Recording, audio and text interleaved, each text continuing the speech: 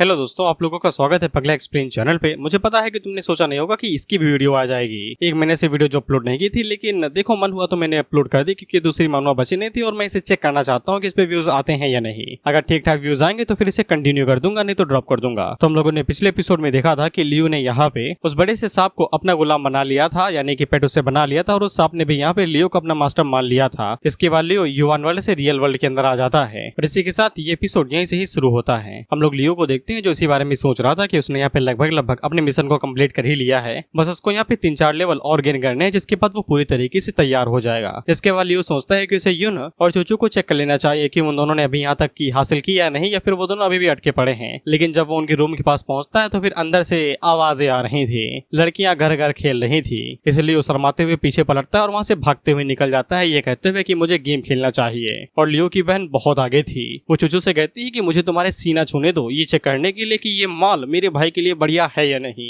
इसके बाद हम लोग लियो को दोबारा गेम के अंदर देखते हैं, जहाँ पे वो इसी बारे में सोच रहा था कि उसे अपने इक्विपमेंट्स को अपग्रेड कर लेना चाहिए। लेकिन तभी उसके पास ब्लेजिंग फायर की तरफ से मैसेज आता है, जो कि न्यू ऑर्डर क्लैन का लीडर है। अगर तुम्हें याद होगा कि लियो ने इन्हें धोखा देके सारा माल हड़प लिया था, लेकिन इसके बावजूद ब्लेजिंग फायर लियो को इसकी पेमेंट यहाँ पे कर देता है, जो उसका हिसाब के साथ था। लियो को ये बात हजम नहीं हो रही थी क्योंकि उन लोगों ने यहाँ पे बहुत कुछ झेला था लियो की वजह से, और उनको भारी भरकम नुकसान हुआ था, लेकिन इसके बावजूद वो लोग पैसे क्यों दे रहे हैं। और साथ ही में ब्लेजिंग फायर यहाँ पे लियो से कहता है कि मैं चाहता हूँ कि तुम मुझसे आके मिल लो। लेकिन लियो अभी के लिए ब्लेजिंग फायर से मिलना नहीं चाहता था क्योंकि उसे कुछ खतरे की बू आ रही थी। अब उसी टाइम पे यहाँ पे यून लियो को कॉल करके बताती है कि वो यहाँ पे स्ट्रेंथ की हासिल कर ली है, और साथ ही में नियांचो, जिसको मैं चूचू कहना चाहूंगा, उसने भी यहाँ पे डुअल शॉट के साथ में सॉफ्ट की हासिल कर ली है, और वो दोनों अभी मिरर जोन के अंदर ट्रेनिंग कर रहे हैं अपने लेवल को बढ़ाने के लिए। इसके बाद अगला सीन सीक्रेट मिरर जोन का होता है, जहाँ पे हम लोग देखते हैं कि यून और चूचू ने एकदम दबाव मचा के रखा था। ये लोग यहाँ पे हर एक मैच जीतते ही जा रहे थे, इसलिए ये दोनों काफी ज्यादा पॉपुलर हो गए थे और हर कोई इन्हें गॉडेस ही मान रहा था, क्योंकि ये स्ट्रॉन्ग होने के साथ साथ ब्यूटीफुल भी थे। अब उसी टाइम पे वहाँ पे लियो आता है और वो भी इनकी पॉपुलैरिटी को देख के हैरान हो गया था कि साला इतने कम टाइम के अंदर इतने ज्यादा फेमस कैसे हो गए।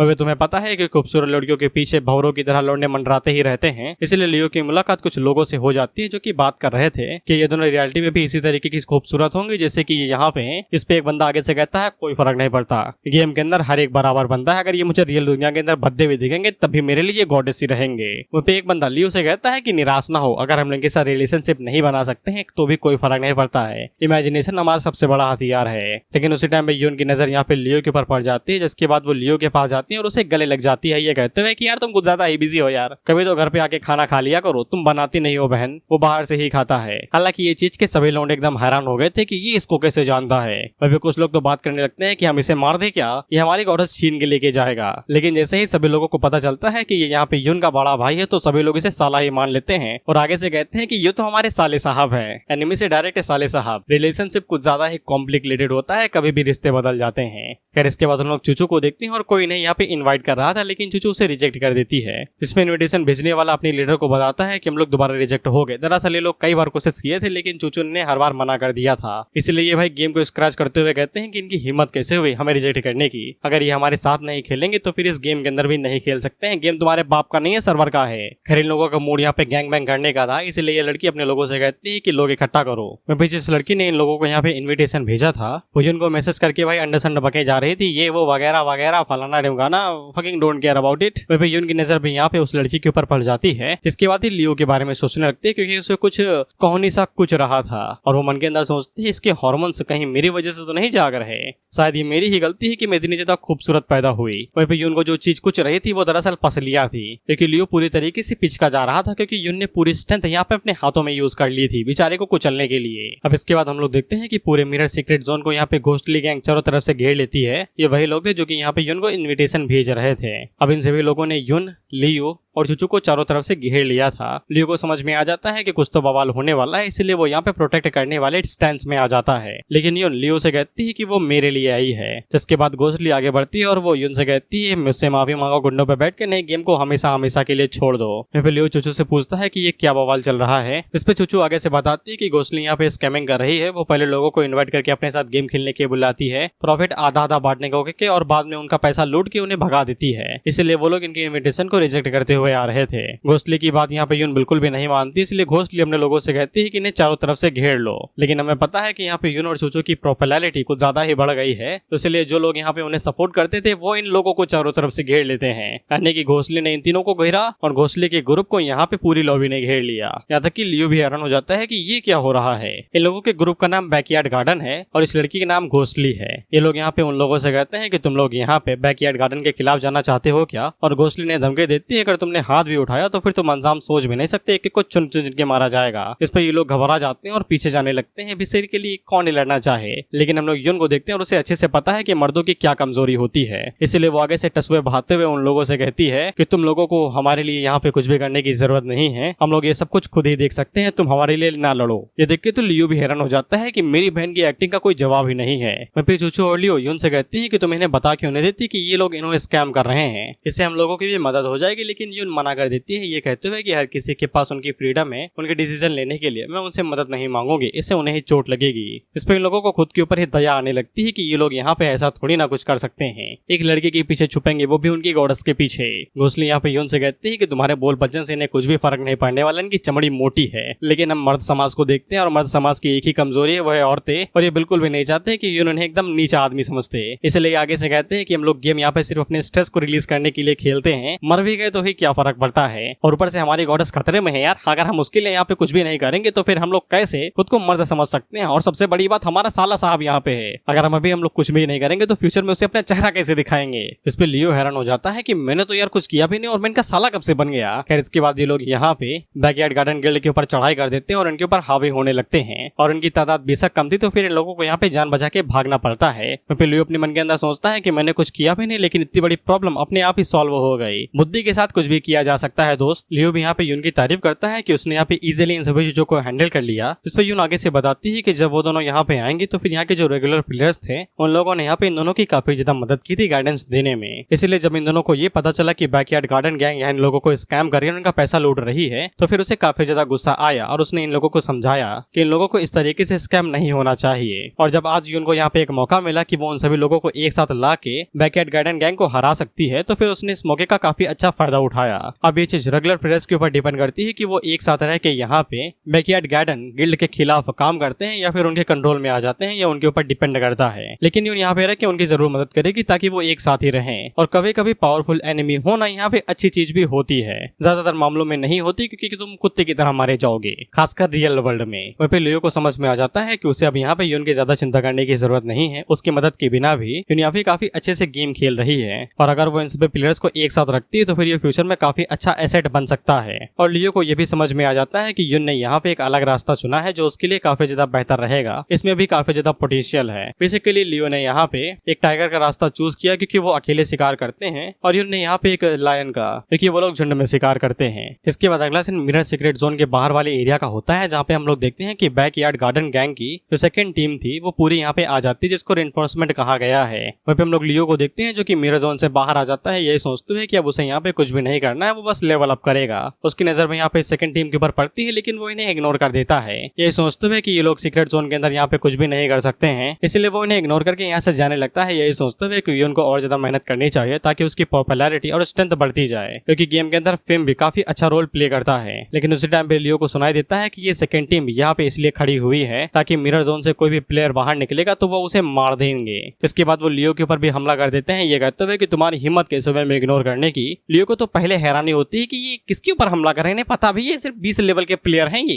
इसके बाद अगला सीन यहाँ पे मिरर सीक्रेट जोन का होता है, जहाँ पे इन्हें भी पता चल जाता है कि बैकयार्ड गार्डन गैंग यहाँ पे आ चुकी है, और घोस्टलिन से कह के गई थी कि तुमने मेरे ऊपर हाथ उठाया है, तुम्हें पता भी नहीं कि तुमने क्या किया है। इसलिए ये लोग काफी ज्यादा घबरा जाते हैं। हालांकि इन लोगों से कहते हैं कि तुम्हें चिंता करने की जरूरत नहीं है, चूचू यहाँ पे अपनी फैमिली से रेनफोर्समेंट लेने के लिए गई है, और उसका फैमिली क्लैन यहाँ पे बैकयार्ड गैंग से कम कमजोर नहीं है, और जब तक हम लोग यहाँ पे रहते हैं तब तक ये जगह पूरी तरीके से सेफ है, और ऊपर से हम लोगों के पास तादाद ज्यादा है उनसे, इसलिए हम लोगों को डरने की चिंता नहीं है। इस पे ये लोग आगे से कहते हैं कि यहाँ पे रहना तो ठीक है, लेकिन रियल लाइफ के बारे में क्या, रियलिटी में हमारे साथ क्या होगा। वही बात है, गेम के अंदर कांड हुआ तो रियल लाइफ में तो इन्हें पंगे लेने ही पड़ेंगे, वहाँ तो ये लोग नॉर्मल लोग ही है ना। इस पे उन लोगों से कहती है कि हमें उनके साथ नेगोशिएट करना चाहिए, गेम की बातें गेम के अंदर ही रहेंगी ताकि असल जिंदगी के अंदर हमारे ऊपर कोई भी इफेक्ट ना आए। लेकिन जब ये लोग बाहर झांक के देखते हैं तो ये लोग पूरी तरीके से ही हैरान हो जाते हैं कि बाहर एक भी बंदा नहीं था, और जब ये लोग बाहर झांक के देखते हैं तो उनकी आंखें बाहर आ जाती हैं, क्योंकि लियो ने अकेले अकेले ही पूरी सेकंड टीम को ढेर कर दिया था और वहाँ पे दर्जनों लूट ऑर्ब पड़े हुए थे।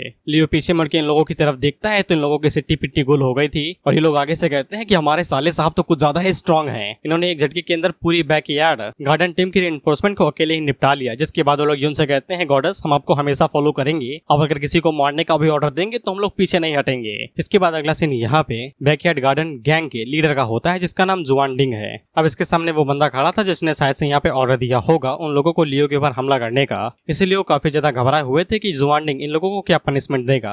लेकिन जुआनडिंग इनसे कुछ भी नहीं कहता है कि बस ये कहता है कि अपने लेवल को रीसेट कर लो और 20 दिनों तक मुझे दिखाई न देना, जिसके बाद जब वापस आओगे तो फिर मैं तुम्हें कोई काम दूंगा। इस पे सभी लोग हैरान होते हैं कि ये तो पनिशमेंट है ही नहीं, ये तो एक तरीके का रिवॉर्ड हुआ। जिस पे वो बंदा आगे से यहाँ पे टसुए बहाने लगता है, लेकिन जुआनडिंग उसे कहता है कि जाओ और जाके पनिशमेंट अपनी लो। इसके बाद वो बाकी लोगों से कहता है क्या तुम लोगों ने उसके बारे में कोई इन्फॉर्मेशन निकाली, यानी कि लियो के बारे में, जिस पे ये लोग जुआनडिंग को बताते हैं कि उन्हें सिर्फ इतना ही पता चला कि उस बंदे का कनेक्शन यहाँ पे न्यू ऑर्डर क्लैन के साथ में है। इन लोग ज्यादा इन्फॉर्मेशन नहीं ले पाए क्योंकि न्यू ऑर्डर क्लैन ने इन्हें रोक दिया था। इस पे जुआनडिंग अपने मन के अंदर सोचता है क्या वो प्लेयर यानी कि लियो यहाँ पे जू लॉर्ड के अंडर काम करता है क्या। जू लॉर्ड शायद से यहाँ पे ब्लेजिंग फायर होगा क्योंकि यहाँ पे 4 लॉर्ड्स हैं इस गेम के अंदर जो कि 4 गैंग्स को लीड करते हैं। पहला ब्लेजिंग फायर और दूसरा ये है जुआनडिंग। फिर जुआनडिंग को भी पता चल चुका था कि शायद से यहाँ पे लियो के पास ही 10% कंप्यूटिंग पावर होगी, इसीलिए वो इतना ज्यादा स्ट्रॉन्ग है और इसीलिए ब्लेजिंग फायर भी उसके साथ काम कर रहा है। लेकिन उसे ये बात समझ में नहीं आती कि ब्लेजिंग फायर ने यहाँ पे लियो को 10% कंप्यूटिंग पावर क्यों रखनी दी है, या फिर कुछ और भी हो सकता है, ऐसा जोडिंग को लगता है। इसलिए जुआनडिंग अपने मन के अंदर यही सोचता है अगर उसे मौका मिलेगा तो वो लियो को मार देगा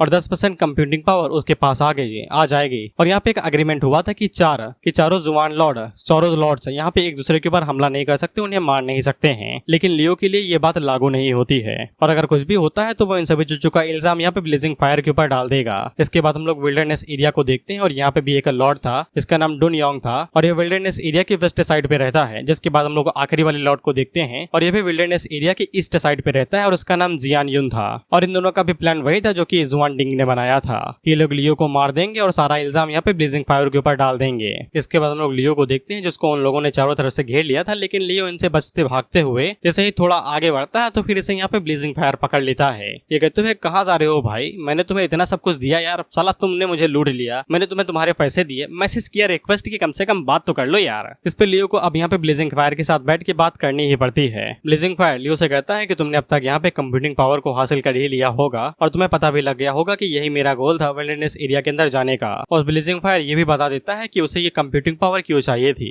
दरअसल ये कंप्यूटिंग पावर यहाँ पे एक सर्टिफाइड प्रोटेक्शन की तरह होता है जो मैडनेस एरिया के अंदर जाने के लिए प्रोवाइड करता है। यानी अगर तुम इस एरिया के अंदर जाओगे तो फिर तुम्हारे ऊपर प्रोटेक्शन आ जाएगा। किस चीज से ये आगे पता चलेगा। लियो हम लोगों को बताता है कि उसने अपनी पिछली लाइफ में ये भी सुना था कि कुछ लोग युवान वर्ल्ड को रियलिटी के अंदर मर्ज होने से पहले मैडनेस एरिया के अंदर गए थे और कई सारे क्लैन और बड़ी टीम लीडर्स उसके साथ गए थे, लेकिन उनमें से कोई भी सर्वाइव नहीं कर पाया था। इसलिए रूमर्स ये फैलने लगे थे कि मैडनेस एरिया काफी ज्यादा डेंजरस जगह है और जो भी वहाँ पे जाता है लौट के नहीं आता है। ब्लेजिंग फायर यहाँ पे लियो को ये भी बता देता है कि मैडनेस एरिया के अंदर जाने का सिर्फ एक ही मकसद है, क्योंकि वहाँ पे अथॉरिटी है युवान वर्ल्ड को कंट्रोल करने की। यानी कि वहाँ पे एक ऐसी चाबी है जिससे तुम लोग यहाँ पे युवान वर्ल्ड को कंट्रोल कर सकते हो। इससे लियो भी बहुत ज्यादा हैरान होता है, लेकिन वो दिखाता नहीं है और ब्लेजिंग फायर से पूछता है कि इतनी ज्यादा खतरनाक इन्फॉर्मेशन तुम मुझे क्यों बता रहे हो। इस पे ब्लेजिंग फायर लियो से कहता है इसके बावजूद तुमने मुझे झूठा नहीं ठहराया, यानी कि मैंने जो बोला वो उस पे तुम्हें यकीन है। इसके बाद वो लियो से कहता है नॉर्मली अगर देखा जाए तो गेमिंग अथॉरिटी यहाँ पे गेम कंपनी के पास होना चाहिए, ना कि गेम के अंदर। लेकिन तुम ये बात समझ गए कि मैंने जो तुम्हें इन्फॉर्मेशन बताई वो कोई मजाक नहीं है और मेरे हिसाब से तुम्हें भी कुछ ऐसा पता है जो किसी को पता नहीं होना चाहिए। इसलिए मैं बात को नहीं खींचता और सीधा पॉइंट पे आता हूँ। ब्लेजिंग फायर लियो से कहता है तुम्हें इस चीज के ऊपर यकीन हो ना हो, लेकिन ये बात सच है कि मैडनेस एरिया के अंदर युवान वर्ल्ड को कंट्रोल करने की अथॉरिटी है और मैं ये तुमको सब कुछ इसलिए बता रहा हूँ क्योंकि मैं तुम्हें यहाँ पे दोबारा इन्वाइट करना चाहता हूँ मेरी टीम के अंदर, ताकि हम सभी एक साथ मिलकर अथॉरिटी के लिए फाइट कर सके और मुझे तुम्हारी स्ट्रेंथ की जरूरत होगी। क्या तुम टीम को ज्वाइन करना चाहोगे? लियो उसको 2 सेकंड के लिए घूरता है और बाद में चिल्लाते हुए कहता है शर्म नहीं आती, पहले मुझे मारने की कोशिश करते हो, इसके बाद दोबारा इन्वाइट करोगे और दोबारा मारने की कोशिश करोगे अथॉरिटी को लेने के लिए। डूब के मर क्यों नहीं जाते? या फिर मेरे माथे पे सी लिखा हुआ है। ब्लेजिंग फायर आगे से कहता है कि इस बार हम लोग किसी डंजन को क्लियर नहीं कर रहे हैं, बल्कि मैडनेस एरिया को एक साथ एक्सप्लोर कर रहे हैं और ऐसी चीज दोबारा नहीं होगी। और ऊपर से मैडनेस एरिया के अंदर जाने के लिए तुम्हारे पास कम से कम 5% कंप्यूटिंग पावर होनी चाहिए और हमारी टीम के अंदर ज्यादातर 3 या 4 ही लोगों के पास वो कंप्यूटिंग पावर होगी और इसी कंडीशन के चलते कोई भी तुम्हारे साथ फाइट करना नहीं चाहेगा। और रही बात अथॉरिटी की, तो फिर मैं तुम्हारे साथ उसको शेयर करना चाहूंगा। साले वो शेयर होती भी होगी, एक ही बंदे के पास अथॉरिटी रहती है और ऑफ कोर्स चॉइस यहाँ पे लियो के हाथों में रहेगी कि वो क्या करना चाहता है। लेकिन ये सब कुछ तभी मुमकिन हो पाएगा जब ब्लेजिंग फायर के हाथों में यहाँ पे कंप्यूटिंग पावर होगी, यानी कि ये दोबारा किसी डंजन के अंदर जाएगा कंप्यूटिंग पावर हासिल करने के लिए। और अगर ब्लेजिंग फायर यहाँ पे सच में लियो को धोखा देना चाहता तो फिर वो डायरेक्ट उसे यहाँ पे अथॉरिटी के लिए ना इन्वाइट करके सीधा किसी डंजन के लिए इन्वाइट करता। लियो काफी ज्यादा शौक में रह जाता है और वो कोई भी जवाब दे नहीं पाता। तो ब्लेजिंग फायर वहां से जाते हुए कहता है कि तुम्हें अभी जवाब देने की जरूरत नहीं है, अपना टाइम ले लो और सोच लो, तब तक मैं यहाँ पे कंप्यूटिंग पावर हासिल करने के बारे में सोचता हूँ। इसलिए लियो के मन के अंदर कई सारे सवाल उठ रहे थे, क्योंकि पिछली लाइफ के अंदर कोई भी माइनस एरिया को एक्सप्लोर करने के बाद जिंदा वापस नहीं आया था, या फिर किसी को अथॉरिटी मिल गई होगी और उसने बाकी लोगों को मार दिया होगा। चांस यही है कि यहाँ पे न्यू ऑर्डर क्लैन को ही अथॉरिटी मिली होगी। इसके बाद उन लोगों ने यहाँ पे युवान वर्ल्ड को रियलिटी के साथ मिक्स कर दिया होगा। अब अगर लियो यहाँ पे मैडनेस एरिया के अंदर जाता है तो ये बहुत बड़ा रिस्क होगा, उसकी जान भी जा सकती है और उसे दोबारा अपने लेवल अप शुरू से शुरू करना पड़ेगा। और लियो का मेन गोल इतनी समय यहाँ पे सिर्फ स्ट्रेंथ को पाना है ताकि वो सर्वाइव कर सके। लियो की मेंटालिटी इतनी टाइम पे एक आम आदमी की तरह है जो बस जीवन जीना चाहता है, ज्यादा परेशानी नहीं चाहिए। अगर उसके पास स्ट्रेंथ होगी तो युवान वर्ल्ड भले चाहे रियलिटी के साथ मिक्स हो जाए, लेकिन इसके बावजूद वो खुश रह सकता है और जिंदा रह सकता है। इसलिए लियो मैडनेस एरिया के अंदर जाने का प्लान कैंसिल करता है और सिर्फ अपनी स्ट्रेंथ के ऊपर फोकस करता है। इसके बाद हम लोग लियो को वेपन शॉप के अंदर देखते हैं, जहाँ पे वो अपने वेपन्स को अपग्रेड करने के लिए आया था। और ये इस बार चोरी छुपे घुस रहा था, क्योंकि 3 बार कोशिश किया था वेपन शॉप के अंदर आने की, लेकिन तीनों बार ही इसे कोई ना कोई खींच के लेके चला गया था। पहली बार में इसकी बहन आई थी, दूसरी बार में बैकयार्ड गार्डन वाले आ गए, तो तीसरी बार में ब्लेजिंग फायर से डायरेक्ट खींच के ही लेके चला गया था। इसलिए ये अपने वेपन अपग्रेड नहीं कर पा रहा था। अब देखो यहाँ पे बहुत लंबा चौका में बताया जाता है कि वेपन कैसे अपग्रेड करना है, रेसिपी ही बता देते हैं हमें, लेकिन हमें ये सबको नहीं जानना है तो हम इसे स्किप करते हैं। हालांकि लियो के यहाँ पे वेपन जो भी 50 लेवल पे थे वो उन्हें 60 पे करना चाहता था, जिसके लिए वो सारे इक्विपमेंट्स इस्तेमाल कर लेता है। और उसने जो यहाँ पे बैकयार्ड गार्डन टीम्स को मारा था उनके फ्रेगमेंट का इस्तेमाल करता है अपने लेवल्स को अपग्रेड करने के लिए, और उनके लिए आंसू भी बहाता है कि शुक्रिया, तुम मरे तभी मुझे ये सब कुछ मिला। इसके बाद लियो के सारे वेपन यहाँ पे अपग्रेडिंग पे लग जाते हैं और उन्हें अपग्रेड होने में कम से कम 2 घंटे लगेंगे, सॉरी 2 दिन लगेंगे। पे लियो अपनी एबिलिटी और अपनी कॉम्बैक्ट पावर को देख के रोने लगता है, क्योंकि वो पिछली लाइफ में इतना स्ट्रॉन्ग नहीं था, लेकिन इस लाइफ के अंदर वो कम से कम स्ट्रॉन्ग तो बन पाया। इसके बाद लियो इस बारे में सोचता है कि उसे अब यहाँ पे सभी इक्विपमेंट्स को और ज्यादा स्ट्रॉन्ग करना है, यानी कि उन्हें और ज्यादा अपग्रेड पे लगाना है। इसके लिए लियो यहाँ पे कंप्यूटिंग पावर का इस्तेमाल करने वाला है, जिससे वो यहाँ पे आर्किटेक्ट स्किल को एक्टिवेट करेगा। अब तुम लोग कंफ्यूज ना हो तो फिर मैं तुम्हें बता दूं कि पहले वाले में सिर्फ वेपन अपग्रेड हुए थे, लेकिन आर्किटेक्ट स्किल के साथ में वो अपने वेपन्स को मॉडिफाई कर सकता है, जैसे कि ऑटो रिलोड, ऑटो शूट, इस तरीके से। और लियो ये सभी चीजें करने के बाद वेपन शॉप से बाहर निकल आता है, यही सोचते हुए कि उसके पास जो 2-3 दिन बचे हुए हैं वो उनका इस्तेमाल कर लेगा अपने लेवल को और बढ़ाने के लिए। लेकिन जब ये लॉबी के अंदर जाता है तो फिर कोई भी इसके साथ टीम अप नहीं करना चाहता था, क्योंकि भाई का लेवल कुछ ज्यादा ही हाई था। एवरेज प्लेयर का लेवल यहाँ पे कम से कम 50 या फिर 40 के पास होता है, लेकिन लियो का लेवल यहाँ पे 55 या फिर 60 के नीचे का था। इसलिए वो लोग लियो के साथ टीम अप नहीं कर रहे थे, और डंजन के अंदर जाने के लिए कम से कम तुम्हारे पास 5 मेंबर होने चाहिए। इसलिए लियो चुपचाप मेज के ऊपर ही बैठ जाता है, ये सोचते हुए कि अब वो क्या करे। क्या वो प्लेयर्स का इंतजार करे यहाँ पे उनका लेवल बढ़ने का, ताकि वो उनके साथ जा सके, लेकिन तब तक यहाँ पे युवान वर्ल्ड रियलिटी के साथ मर्ज हो जाएगा, या फिर वो यहाँ पे ब्लेजिंग फायर के ऑफर को एक्सेप्ट कर ले और मैडनेस एरिया के अंदर जाए लेवल अप करने के लिए। लेकिन अथॉरिटी को पाने के लिए तुम्हारा लेवल यहाँ पे कम से कम एक टॉप नॉच प्लेयर का होना चाहिए, और ये काफी ज्यादा रिस्की हो सकता है और डेंजरस भी। लेकिन लियो का गोल यहाँ पे अपने सर्वाइवल चांस को बढ़ाना है और अपनी स्ट्रेंथ को इकट्ठा करना है। लेकिन अगर वो मैडनेस एरिया के अंदर जाता है तो उसका सब कुछ यहाँ पे जा सकता है जो उसने अभी तक इकट्ठा किया है, और लियो ये रिस्क नहीं लेना चाहता था। इसलिए लियो अपने मन के अंदर यही सोच रहा था कि यहाँ पे कोई ऐसा तरीका है क्या जिससे वो मौत को धोखा दे सके। ना करना भाई, नहीं फाइनल डेस्टिनेशन वाला सीन हो जाएगा, मौत पीछे आएगी तुम्हारे। लियो थोड़ी देर सोचता है और इसके बाद उसे एक आइडिया आता है जिससे वो यहाँ पे अपने लेवल और स्टैट्स को रिवाइव कर सकता है, बिल्कुल उसी लेवल पे जिसपे वो अभी है। इसके लिए उसे इस्तेमाल करना होगा रिवर्टिंग ऑर्ब का। हमें बताया जाता है कि रिवर्टिंग ऑर्ब यहाँ पे प्लेयर के डेटा को रिकॉर्ड कर लेता है। जब प्लेयर मरता है तो फिर ऑर्ब टूट के प्लेयर को दोबारा रिस्पॉन कर देता है उसी स्टेटस और लेवल के साथ में जिसपे वो अपने डेटा, जिसपे उसका डेटा रिकॉर्ड हुआ था। इसलिए लियो अपने मन के अंदर सोचता है अगर उसके पास रिवर्टिंग ऑर्ब हो तो फिर वो मैडनेस एरिया के अंदर जा सकता है, क्योंकि लियो का गोल यहाँ पे अपने लेवल को 60 तक करना था। तो फिर लियो को एक आइडिया आता है कि वो यहाँ पे डंजन एसेंस के ऊपर शर्त लगा सकता है, यानी कि सट्टेबाजी। अगर वो लॉस करता है तो फिर कोई फायदा नहीं है, कोई दिक्कत नहीं उसे, लेकिन अगर वो जीत जाता है तो फिर उसे यहाँ पे डंजन एसेंस मिल जाएगा, यानी कि जो रिसोर्स रहेंगे वो मिल जाएंगे, और उसका लेवल यहाँ पे 70 तक पहुंच सकता है। इसके बाद अगला सीन यहाँ पे सीक्रेट मिरर जोन का होता है, टावर ऑफ ट्रायल्स का। हमें यहाँ पे टावर ऑफ ट्रायल्स के बारे में बताया जाता है कि इसमें टोटल 21 फ्लोर होते हैं और हर एक फ्लोर पे एक गार्डियन होता है जिसका सेम स्टेटस होगा जो चैलेंजर का होगा। यानी कि लियो अगर किसी गार्डियन को चैलेंज करेगा तो फिर गार्डियन का लेवल लियो के लेवल पे ही बराबर हो जाएगा। इससे यहाँ पे चैलेंजर के एट्रीब्यूट बूस्ट होते हैं। टावर ऑफ ट्रायल्स का एक ही मकसद होता है कि टेस्टर यहाँ पे अपनी स्ट्रेंथ को ओवरऑल स्ट्रेंथ को टेस्ट करे कि वो कितना स्ट्रांग है, क्या वो अपने लेवल के किसी प्लेयर को हरा सकता है या नहीं। अगर यहाँ पे कोई प्लेयर 21 के 21 फ्लोर्स को क्लियर कर लेता है तो फिर उसे यहाँ पे एक रिवॉर्ड मिलेगा जो कि होता है रिवर्टिंग ऑर्ब, और साथ ही में एक एडिशनल रिवॉर्ड भी मिलता है। इसके बारे में अभी नहीं बताया गया। खैर इसके बाद अगला सीन यहाँ की लॉबी का होता है जहाँ पे सभी प्लेयर्स का डेटा लोड किया जा रहा था और हम 2 प्लेयर्स को देखते हैं जिन्होंने इस जगह को चैलेंज किया था, जिनमें से पहला तो सेंचुरी क्लैन की तरफ से था और इसका नाम व्हाइट नाइट था और इसका लेवल 35 था,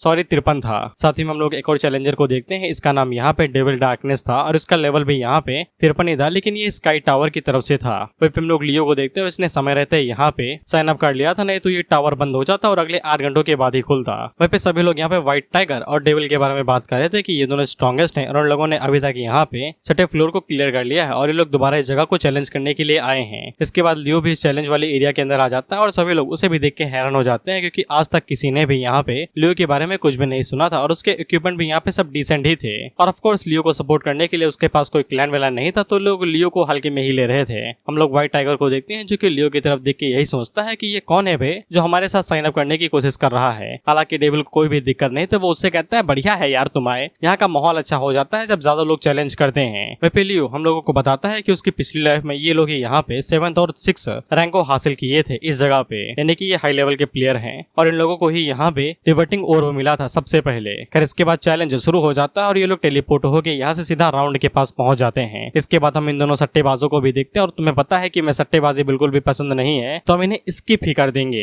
हालांकि इनकी खुशी का ठिकाना नहीं था क्योंकि इन्हें पता था कि जहाँ पे लियो होगा वहाँ पे सट्टेबाजी में पैसा इन्हें ही मिलेगा और इन्हें पता है कि पैसे कैसे कमाए जाते हैं। अब चैलेंज करने से पहले हमें यहाँ पे कुछ चीजों के बारे में बता दिया जाता है कि प्लेयर की जो स्किल्स होंगी उन्हें पूरी तरीके से रीसेट कर दिया जाएगा, यानी कि कोई स्किल अगर कूल डाउन पे चल रही है तो उसे यहाँ पे रीसेट कर दिया जाएगा। साथ ही में कुछ स्किल्स थी जो कि इस्तेमाल नहीं की जा सकती थी, लेकिन लियो के पास जो स्किल थी वो सारी इस्तेमाल की जा सकती थी, जैसे कि नॉर्मल की heal, blessing, freeze lock, resistant, cool down reset, knowledge, strength, regeneration. लेकिन जो आर्किटेक्ट स्किल थी उसका इस्तेमाल नहीं किया जा सकता था या फिर अभी के लिए नहीं इस्तेमाल किया जा सकता था। इसके बाद लियो से पूछा जाता है कि जो तुम शर्त लगाना चाहते हो उसका प्रॉफिट तुम कितना % लेना चाहोगे। अगर 10% लगाओगे तो फिर तुम्हें जो एसेंस बेट पे लगाए उसका 10% मिलेगा, अगर 100 लगाओगे तो फिर 100%, यानी कि अगर 20 रुपए लगाए हो तो फिर 2 रुपए मिलेंगे 10% में, और अगर 100% चूज करते हो तो फिर पूरा 20। लियो ने आप पूरा 100% लिया था, इसीलिए सिस्टम उसे पहले ही बता देता है अगर हारे जाते हो तो फिर एक फूटी कौड़ी नहीं मिलेगी और जो लगाया है वो भी छिन जाएगा। लियो को कोई दिक्कत नहीं थी। खैर इसके बाद लियो के लिए यहाँ पे फर्स्ट लेवल लाया जाता है जो कि फर्स्ट रैंक का डिफेंस स्पेशलिस्ट था और इसके पास कोई भी एट्रीब्यूट स्किल नहीं थी। वहीं पे लियो को थोड़ा थोड़ा पछतावा हो रहा था कि कहीं वो ओवर कॉन्फिडेंट तो नहीं है, वो आज तक इस जगह पे पहले नहीं आया है और उसे यहाँ के रूल्स के बारे में भी नहीं पता है, कहीं वो अपना सारा रिसोर्स यहाँ पे खो ना दे। लेकिन लियो को क्या ही फर्क पड़ता था, वो फाइट करने आया है तो फिर फाइट ही करेगा। खैर इसके बाद गार्डियन यहाँ पे लियो के ऊपर हमला करता है तो लियो उसके अटैक को ब्लॉक करता है काफी इजी के साथ में और उसे पीछे ढकेल लेता है, यही सोचते हुए उसने सब कुछ लगाया है तो फिर वो यहाँ पे खुद को चैलेंज कर रहा है, ना कि किसी गार्डियन को। अगर वो जीतेगा तो अपने दम पे ही जीतेगा और इसी तरीके से वो आगे बढ़ेगा। खैर इसके बाद लियो यहाँ पे गार्डियन के ऊपर एक ही स्लैश मारता है और वो एक झटके के अंदर ही मारा जाता है। वहीं पे लियो को समझ में नहीं आ रहा था कि इतनी जल्दी के साथ मारा कैसे गया, ये तो साला डिफेंस स्पेशलिस्ट है ना, इसका डिफेंस तो हाई होना चाहिए था कि एक स्लैश के अंदर कैसे मारा गया। मैं यहाँ पे लॉबी का भी सीन पूरी तरीके से हटा रहा हूँ क्योंकि लॉबी के अंदर ये जो तुम्हें बच्चे दिखाई दे रहे हैं इसके बुरे भाल है, इसे तो भूल ही जाओ, लेकिन इसके जो ये कौन सा कलर है भी जो भी हो मुझे तो चूना लग रहा है, ये यहाँ पे आया है सिर्फ फेम लेने के लिए। अब जो भी प्लेयर जीतेगा ये उसका बैच दिखा के यहाँ पे फेम लेगा, बेसिकली पॉपुलैरिटी, और इसीलिए मैं इसे स्किप करने वाला हूँ कि कोई फायदा नहीं है इनका दिखाने का, they are just useless things, और ना ही ये यहाँ पे कोई इन्फॉर्मेशन प्रोवाइड करते हैं। खैर इसके बाद हम लोग सट्टाबाजों को देखते हैं और इन्हें भी पछतावा हो रहा था कहीं इन लोगों ने कॉन्फिडेंट के चलते लियो के ऊपर ज्यादा बोली तो नहीं लगा दी, इन्हें भारी भरकम नुकसान तो नहीं होगा, लेकिन ये लोग लियो के ऊपर विश्वास रखते हैं कि उसने पैसे जिताए हैं तो इस बार भी जिताएगा। ये सोचते हैं कि अपना गुर्दा दाव पे लगाया हूँ लियो, प्लीज पैसे जिता देना, नहीं माँ बीमार है हमारी, उसकी दवाई के पैसे चाहिए, खास नहीं है। इसके बाद हम लोग लियो को देखते हैं जो कि सेकंड फ्लोर के गार्डियन के साथ फाइट कर रहा था और वो उसको भी काफी इजीली ही हरा देता है क्योंकि ये सभी डिफेंस स्पेशलिस्ट थे, इसीलिए लियो आसानी के साथ 7th फ्लोर पे आ जाता है एकदम मक्खन की तरह।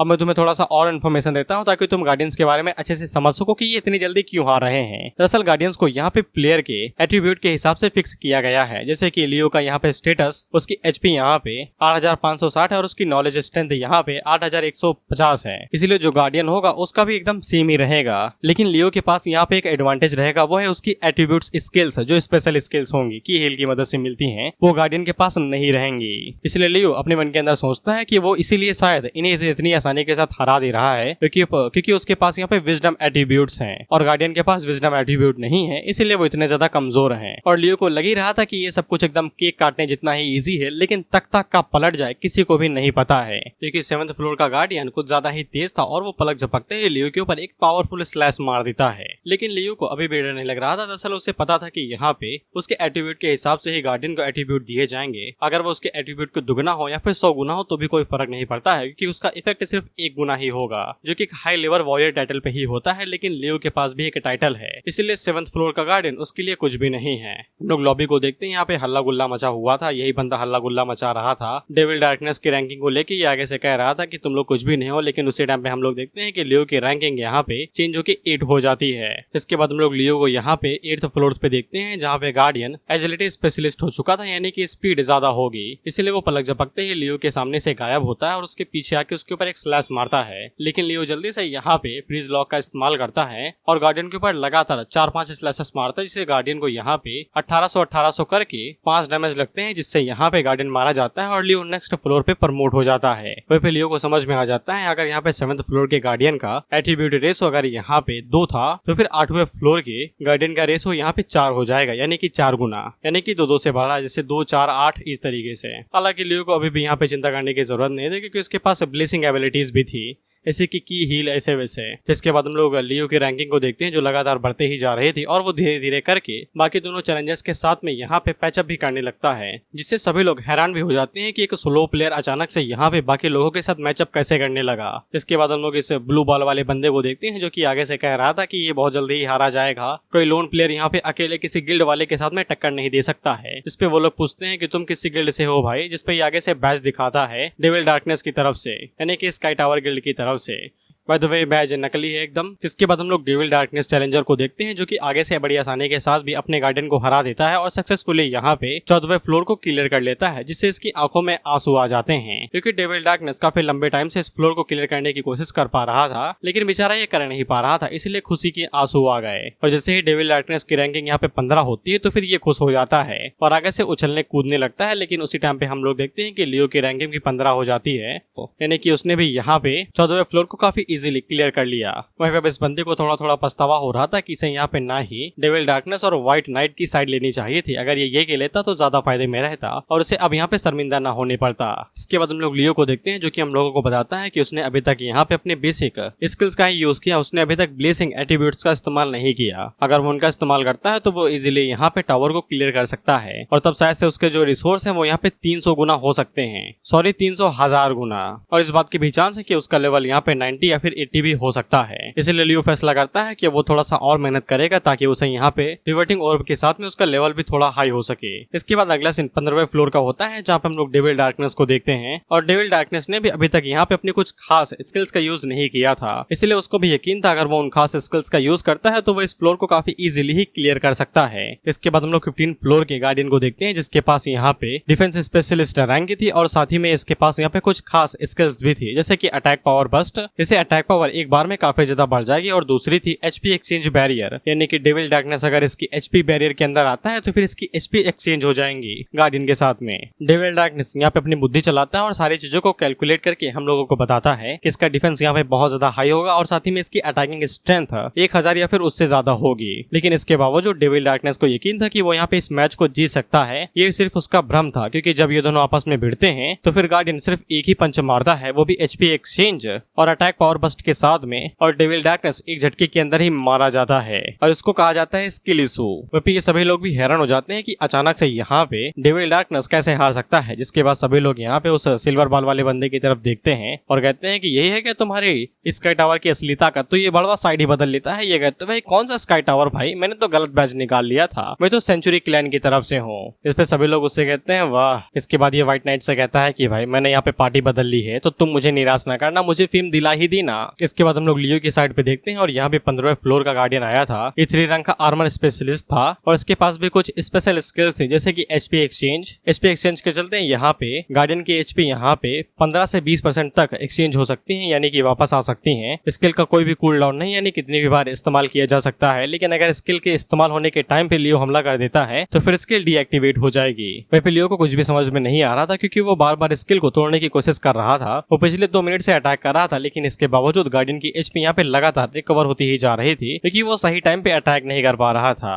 या फिर रिकवरी स्पीड कुछ ज्यादा ही तेज थी। वहीं पे लियो को समझ में आ जाता है अगर उसे इस स्किल को तोड़ना है तो फिर कुछ कंडीशंस होंगी, लेकिन लियो को उन कंडीशंस के बारे में भी नहीं पता था। और अगर उसे गार्डियन को हराना है तो फिर एक बार में ही पूरी तरीके से हराना पड़ेगा, यानी कि रिकवर होने का टाइम ही ना मिले। इसको 1 शॉट किल कहा जाता है, लेकिन उसके लिए भी लियो को यहाँ पे कुछ ज्यादा ही मेहनत करनी पड़ेगी क्योंकि गार्डियन की एचपी यहाँ पे लियो से ज्यादा हाई है। अगर वो अपनी एबिलिटीज का इस्तेमाल करे तो भी वो 2 मिनट के अंदर यहाँ पे गार्डियन को नहीं हरा सकता है। 5 मिनट का टाइम लिमिट दिया जाता है। 5 मिनट के अंदर अपोनेंट को हरा सको तो हरा दो, नहीं तो बाहर भाग जाओ। इसलिए लियो के पास कोई भी चॉइस नहीं बचती, उसे यहाँ पे नॉलेज, स्ट्रेंथ, ब्लेसिंग पॉइंट्स का इस्तेमाल करना ही पड़ता है, जिससे उसकी अटैक पावर यहाँ पे बढ़ जाती है और डैमेज भी बढ़ जाएगा। इसके बाद हम लोग व्हाइट नाइट को देखते हैं और ये भी यहाँ पे 15 फ्लोर पे आ गया था और इसने भी अपना सब कुछ इस्तेमाल कर लिया था, जैसे कि बची कुछ एचपी, नॉलेज, स्ट्रेंथ पॉइंट्स, और इसके पास अब ज्यादा कुछ बचा नहीं था। इसीलिए व्हाइट नाइट को लग रहा था कि अब वो इससे आगे नहीं जा सकता है। हम लोग 15 फ्लोर के गार्डियन को देखते हैं। ये भी यहाँ पे स्ट्रेंथ स्पेशलिस्ट था 3 रैंक का। इसके पास भी स्पेशल स्किल थी जो कि थी अटैक पावर बस्ट, जो कि गार्डियन के अटैक पावर को यहाँ पे दुगुना कर देगी। इसमें भी कोई कूल डाउन नहीं था, यानी जितनी बार चाहे उतनी बार ये स्किल इस्तेमाल कर सकता है। लेकिन अगर गार्डियन इस स्किल का इस्तेमाल लगातार करता है, यानी 2-3 बार लगातार करेगा, तो डैमेज कम होते जाएगा 50-50 करके। एक बार में 20 लगेगा, एक बार में 10, दूसरी बार में 5 और तीसरी बार में 2.5। व्हाइट नाइट को काफी अच्छे से पता था अगर वो यहाँ पे धीरे धीरे खेलेगा तो फिर कोई फायदा नहीं होगा, वो हारा ही जाएगा डैमेज के चलते। इसलिए उसको यहाँ पे एक बार में ये सब कुछ खत्म करना पड़ेगा। इसलिए वो एक बार में अटैक करने का फैसला करता है और गार्डियन के ऊपर हमला कर देता है। इसके बाद हम लोग लियो को देखते हैं जिसने अपने वाले गार्डियन को भी हरा दिया था। लियो को पता चल जाता है कि वो गार्डियन की स्किल इसलिए नहीं तोड़ पा रहा था क्योंकि उसके पास स्पीड नहीं थी। उसे 1 सेकेंड के अंदर 3 बार लगातार हमला करना था, वो भी सटीक डैमेज अमाउंट के साथ में, यानी कि 3 बार अटैक करना है तो 100 के ही लगने चाहिए। अगर 99 लगा तो फिर अटैक फेल हो जाएगा। अब यहाँ पे कुछ चीजें मुझे समझ में नहीं आती हैं दरअसल गार्डियंस को लेके, लेकिन मुझे एक चीज समझ में आई है, जैसे कि लियो के पास यहाँ पे ब्लेसिंग इफेक्ट है जो कि कुछ एक्स्ट्रा स्किल्स हैं। अब वैसे ही गार्डियंस के पास भी यहाँ पे एक्स्ट्रा स्किल्स या फिर ब्लेसिंग टाइप में कुछ तो आ रहा है, जिससे वो थोड़ा सा स्ट्रॉन्ग होते जा रहे हैं। साथ ही में सिस्टम यहाँ पे लियो को बताता है जब उसने यहाँ पे गार्डियन को हराया तो फिर उसका रिवॉर्ड तो यहाँ पे बढ़ता ही बढ़ता है, लेकिन उसे यहाँ पे एक रिवॉर्ड भी दिया जाता है जो कि आर्मर प्लस होता है, यानी कि उसका डिफेंस थोड़ा सा बढ़ा दिया गया।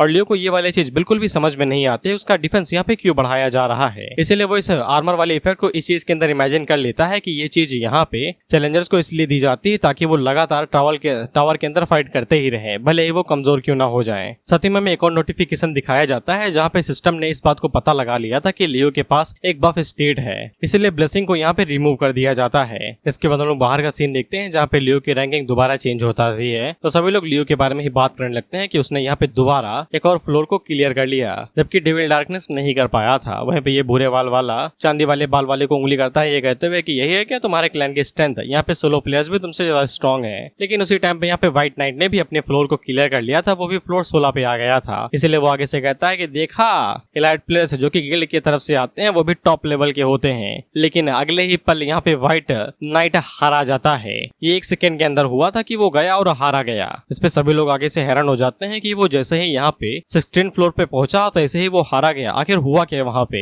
इसके बाद हम लोग इस चांदी वाले बाल को देखते हैं, ये दोनों बैजेस को नीचे फेंक देता है और आगे से सोलो प्लेयर का गुणगान करने लगता है, ये कहते हुए कि सोलो प्लेयर्स को हल्के में ले लेना चाहिए। ये सभी भाई से कूट देते हैं एक साथ मिलकर, ये कहते हुए कि हरामी कम से कम साइड तो जल्दी ना बदल, कुछ तो शर्म खा ले अपने ऊपर। खैर इसके बाद अगला सीन 1 मिनट का पहले का होता है और हमें दिखाया जाता है कि व्हाइट नाइट के साथ असल में हुआ क्या था। ये बेचारा 15 फ्लोर को ही मरते मरते क्लियर कर पाया था और इसकी जान जाने ही वाली है, 1-2 HP बची है बस। हालांकि नेक्स्ट फ्लोर पे प्रमोट होते हैं इनका सब कुछ रिकवर कर दिया जाता है, यानी कि अगर HP 0 थी तो दोबारा फुल हो जाएगी। इसके बाद हम लोगों को यहाँ पे 16 फ्लोर के गार्डियन की स्किल और स्टेटस के बारे में बताया जाता है। दरअसल ये विजडम स्पेशलिस्ट था और इसकी स्पेशल स्किल्स यहाँ पे नॉलेज स्ट्रेंथ रीजनरेशन थी, जो कि इसकी 50% नॉलेज स्ट्रेंथ को रिकवर कर देगी 10 सेकंड के अंदर। नॉलेज स्ट्रेंथ यहाँ पे कोई स्ट्रेंथ वाली चीज नहीं है जैसे कि बुद्धि बढ़ेगी, इससे कोई लेना देना नहीं है। नॉलेज स्ट्रेंथ पॉइंट्स की तरह है जिनका इस्तेमाल करके तुम किसी एक एट्रीब्यूट को बढ़ा सकते हो, जैसे कि स्पीड, डैमेज या फिर अटैक पावर। वहीं पे तुम विजडम को एक तरीके से मानो जो कि कुछ खास स्किल्स को पावर देता है, जो कि की टाइप के स्किल्स के आते हैं, जैसे लियो के पास यहाँ पे ब्लेसिंग है उस तरीके से।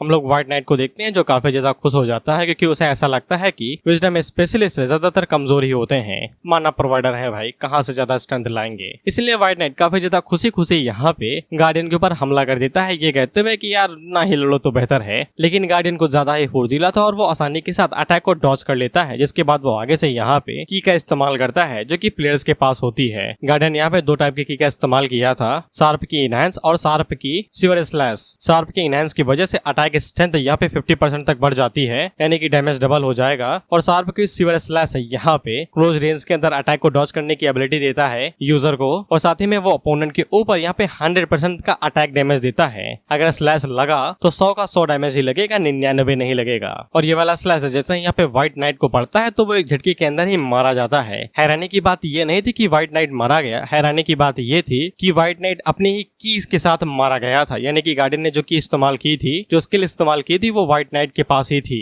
यानी कि जो की टाइप अटैक यहाँ पे यूजर के पास होगा वो अपोनेंट के पास भी होगा, यानी कि गार्डियन के पास भी होगा। इसके बाद अगला सीन डायरेक्ट यहाँ पे लियो का होता है, जो कि यहाँ पे 16 फ्लोर के गार्डियन का सामना कर रहा था। हमें लियो के गार्डियन का स्टेटस बताया जाता है, जो कि सेंस स्पेशलिस्ट था और उसके पास स्पेशल स्किल यहाँ पे 4 साइड थी, यानी कि हमले की 1 सेकंड पहले ही यहाँ पे गार्डियन को पता चल जाएगा कि हमला किस साइड से होने वाला है, बस 1 सेकंड पहले। और दूसरी स्किल यहाँ पे 1 सेकंड के अंदर 1000 सेंसर्स इस्तेमाल करने की एबिलिटी थी। बेसिकली 1 सेकंड के लिए अपना गार्डियन यहाँ पे फ्लैश बन गया, सारे सेंसर्स को ज्यादा ही स्ट्रॉन्ग हो जाएंगे, जिस वजह से यहाँ पे गार्डियन एक डेथ स्ट्राइक को भी आसानी के साथ डॉज कर सकता है, क्योंकि सेंसर्स 1000 गुना बढ़ जाएंगे। हालांकि इसका कूल डाउन 1 घंटा था, भाड़ में गया भाई कूल डाउन, 5 सेकंड 5 मिनट का तो साला मैच है। लियो सब कुछ चेक करता है और अपने मन के अंदर सोचता है अगर वो यहाँ पे नॉर्मल स्ट्राइक्स के लिए की हील का इस्तेमाल करे तो वो उनसे यहाँ पे रिकवर कर सकता है, और रही बात डेथ स्ट्राइक की तो आगे से रेसिस्टेंट स्किल का इस्तेमाल करके उसे डॉज कर सकता है। इसके बाद वो गार्डियन के ऊपर अटैक कर देता है, लेकिन गार्डियन यहाँ पे आसानी के साथ उसके अटैक्स को डॉज कर लेता है, ऑफ कोर्स सेंस एट्रीब्यूट की वजह से, और वो काफी जल्दी इजीली सभी स्लैशेस को डॉज कर रहा था। लियो को समझ में आ जाता है अगर उसे यहाँ पे इस गार्डियन की सेंस एट्रीब्यूट को हराना है तो फिर उसे अपनी स्पीड बढ़ानी पड़ेगी। इसीलिए लियो अपने नॉलेज स्ट्रेंथ पॉइंट का इस्तेमाल करता है, और साथ ही में उसके पास हाई लेवल वॉरियर का टाइटल भी था, जो कि उसे यहाँ पे 2+ पॉइंट का रेशियो देता है, यानी कि उसकी स्पीड अपने ओपोनेंट से 2 गुना हो जाएगी। लेकिन इतना भी काफी नहीं था, इसीलिए लियो ने यहाँ पे नॉलेज स्ट्रेंथ का इस्तेमाल किया, जिससे उसकी स्पीड यहाँ पे अब गार्डियन से 6 गुना ज्यादा हो जाएगी। इसकी मदद से लियो यहाँ पे गार्डियन के ऊपर एक ही स्लैश मारता है और उसे इजी के साथ हरा देता है। और लियो ने यहाँ पे फिर 16 गार्डियन को हराया था, इसलिए उसे रिवॉर्ड के तौर पे यहाँ पे एक आर्मर पॉइंट और साथ ही में सेंस पॉइंट भी दिया जाता है, यानी कि उसके सेंस पॉइंट यहाँ पे 2 गुना हो जाएंगे। और अगर तुम लोग सोच रहे हो कि यहाँ पे 16 गार्डियन ने की टाइप के अटैक्स का इस्तेमाल क्यों नहीं किया जैसा कि उसने व्हाइट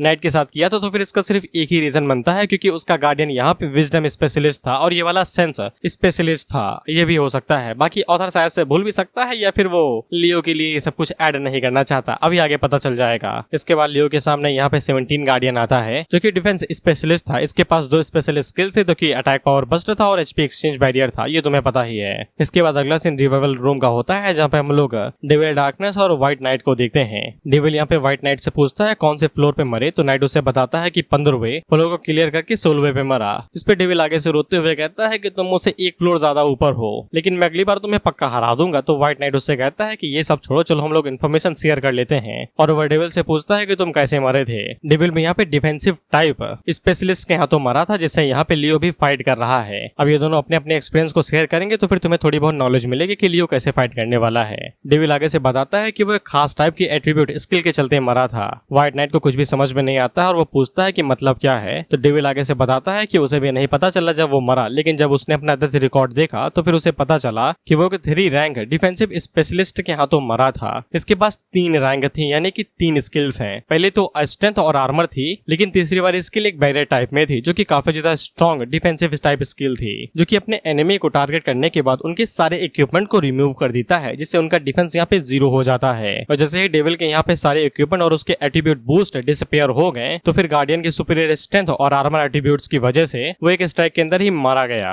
इसीलिए तीसरी वाली स्किल कुछ ज्यादा ही एपिक थी, और लियो भी उसी एनिमी से फाइट करने वाला है जिससे यहाँ पे डेविल ने की थी, बेसिकली सेम टाइप के एनिमी से। हम लोग लियो को देखते हैं, जो कि अपनी शॉट नचाते हुए कहता है कि वो इस चीज को काफी इजीली हैंडल कर सकता है। वो यहाँ पे सिर्फ स्ट्रेंथ का इस्तेमाल करेगा, कोई स्किल इस्तेमाल नहीं करेगा। अगर जरूरत पड़ेगी तो वो ब्लेसिंग का इस्तेमाल कर लेगा। फिर इसके बाद वो दोनों अटैक करने के लिए आगे बढ़ते हैं, और गार्डियन काफी इजीली यहाँ पे लियो के अटैक को ब्लॉक कर लेता है, जिसके बाद वो तुरंत यहाँ पे बैरियर और अटैक बस्ट का इस्तेमाल करता है। बैरियर वही स्किल है जिसकी वजह से यहाँ पे सारे इक्विपमेंट और बूस्ट रिमूव हो जाते हैं। इसलिए लियो को नोटिफिकेशन दिया जाता है और उसे बता दिया जाता है कि बैरियर के इफेक्ट की वजह से से उसके सारे इक्विपमेंट को रिमूव कर दिया गया है। इससे लियो की 1 सेकंड के लिए फटके चार हो जाती है और उसे कुछ भी समझ में नहीं आता कि अभी यहाँ पे हुआ क्या। इसलिए वो पलक झपकते ही यहाँ पे रेस्टेंट स्किल का इस्तेमाल करता है और गार्डियन के अटैक को ब्लॉक कर लेता है। इससे वो मरता नहीं है, लेकिन गार्डियन उसे भी चालाक था, वो आगे से बैरियर और एचपी एक्सचेंज स्किल का इस्तेमाल करता है। मैं भी ऊपर गया था और मैंने इसका स्टेटस दोबारा चेक किया गार्डियन वाला, और मुझे पता चला कि ये तीनों स्किल्स स्टेटस के अंदर थी, बस मैं बैरियर वाली देख नहीं पाया और एचपी वाले भी, इसीलिए शायद बताई नहीं। अंधा हो गया हूँ यार।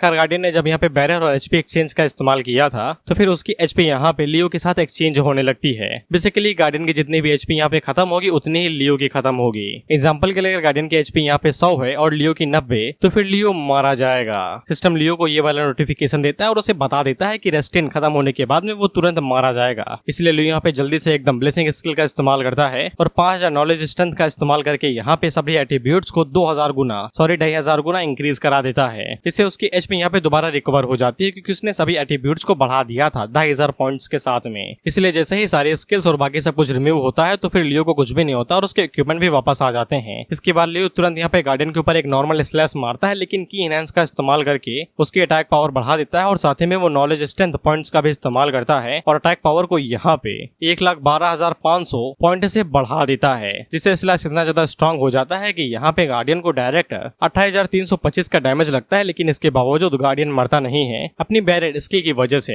इसे लियो का अटैक डैमेज यहाँ पे 75% से कम हो गया था, इसीलिए 28,000 का डैमेज लगा था। लेकिन लियो को कोई फर्क नहीं पड़ता था, क्योंकि वो लगातार यहाँ पे अटैक करते रह सकता था इन्हीं पावर्स के साथ में, क्योंकि एट्रीब्यूट्स यहाँ पे बढ़ चुके थे। इसलिए लियो लगातार 10-15 बार स्लैश मारता और आखिरकार जाके गार्डियन यहाँ पे हारा ही जाता है और लियो के यहाँ पे दोबारा आर्मर, सेंस और स्टेन्स एबिलिटी के एक पॉइंट मिलते हैं, जिससे लियो यहाँ पे 18 फ्लोर पे प्रमोट हो जाता है। और अब जाके लियो को समझ में आ चुका था कि अब वो यहाँ पे खुद को और ज्यादा पावरफुल नहीं समझ सकता है। उसके पास जो कुछ भी है उसे उन सभी चीजों का इस्तेमाल करना पड़ेगा अगर उसे पूरे टावर को क्लियर करना है तो। और क्योंकि लियो ने फैसला कर लिया था कि वो सभी चीजें इस्तेमाल करेगा, और अगर उसे फिर भी यहाँ पे थोड़ी बहुत तकलीफ आती है तो फिर वो यहाँ पे विवरण स्नेक को समन कर लेगा, जिसको उसने कैप्चर किया था किसी डंजन के दौरान में। इसके बाद लियो अपनी पेंडुलम गन भी बाहर निकालता है और उसके स्टैट्स चेक करने लगता है। लियो यहाँ पे विवरण स्नेक को समन भी कर सकता है और साथ ही में उसके स्टैट्स को अपने वेपन्स के अंदर मर्ज करके उनका इस्तेमाल भी कर सकता है। इसलिए जब लियो यहाँ पे अपने वेपन स्टैट्स के अंदर विवरण स्नेक के स्लॉट्स को चेक करता है तो फिर वो ग्रे व्हाइट थे, यानी कि लियो यहाँ पे विवरण स्नेक के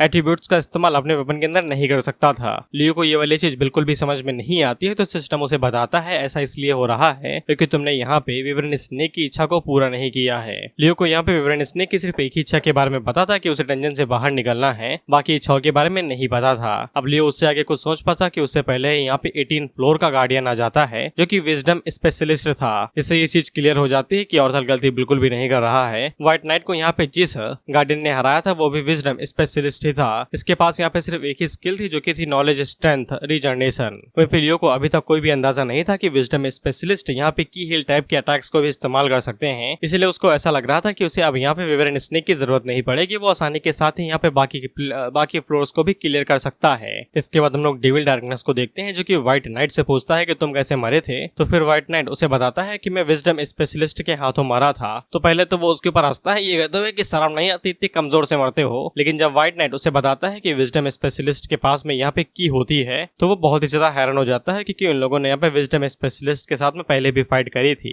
तो फिर व्हाइट नाइट उसे बताता है कि रैंक 1 और 2 के विजडम स्पेशलिस्ट तो ज्यादा कुछ खास नहीं होते हैं, लेकिन तीसरा वाला हम लोगों की बुंड फाड़ने के लिए ही बनाया गया है। उसके पास यहाँ पे की टाइप अटैक भी होते हैं, क्योंकि उसके पास यहाँ पे नॉलेज स्ट्रेंथ रीजनरेशन होते हैं, जिससे वो यहाँ पे की का भी इस्तेमाल कर सकता है। इसे डेविल डार्कनेस को सरदर्द हो जाता है, क्योंकि ये पूरा टावर ऐसे ही डिजाइन किया गया है कि कोई भी इसे क्लियर ना कर पाए, यानी कि ये लोग कभी भी इस टावर को पूरी तरीके से क्लियर नहीं कर पाएंगे। हम लोग लियो को देखते हैं जो अभी भी यहाँ पे विजडम स्पेशलिस्ट को हल्का फुल्का गार्डियन ही समझ रहा था, इसलिए सोच रहा था कि इसे कोई दिक्कत नहीं होगी। हालांकि उसने जब यहाँ पे डिफेंस स्पेशलिस्ट का सामना किया था तो फिर उसे समझ में आ गया था कि इनके पास भी कुछ खास स्किल्स होती हैं जो मौका पड़ने पे ये लोग दिखा देते हैं, तो सावधान भी रहना था। लेकिन इसके बावजूद वो यही सोच रहा था इजी पीजी वो आसानी के साथ ये मैच जीत सकता है, लेकिन तब तक जब तक यहाँ पे गार्डियन अपना फाइटिंग स्टैंड से लेके ब्लेसिंग स्किल का यूज नहीं करता है और साथ ही में कूल डाउन रीसेट का भी। इसके बाद वो लियो के ऊपर स्लैश मारते हुए पार निकल जाता है। लियो को कुछ भी समझ में नहीं आता कि अचानक से यहाँ पे क्या हुआ। वो यही सोचता है क्या सर ने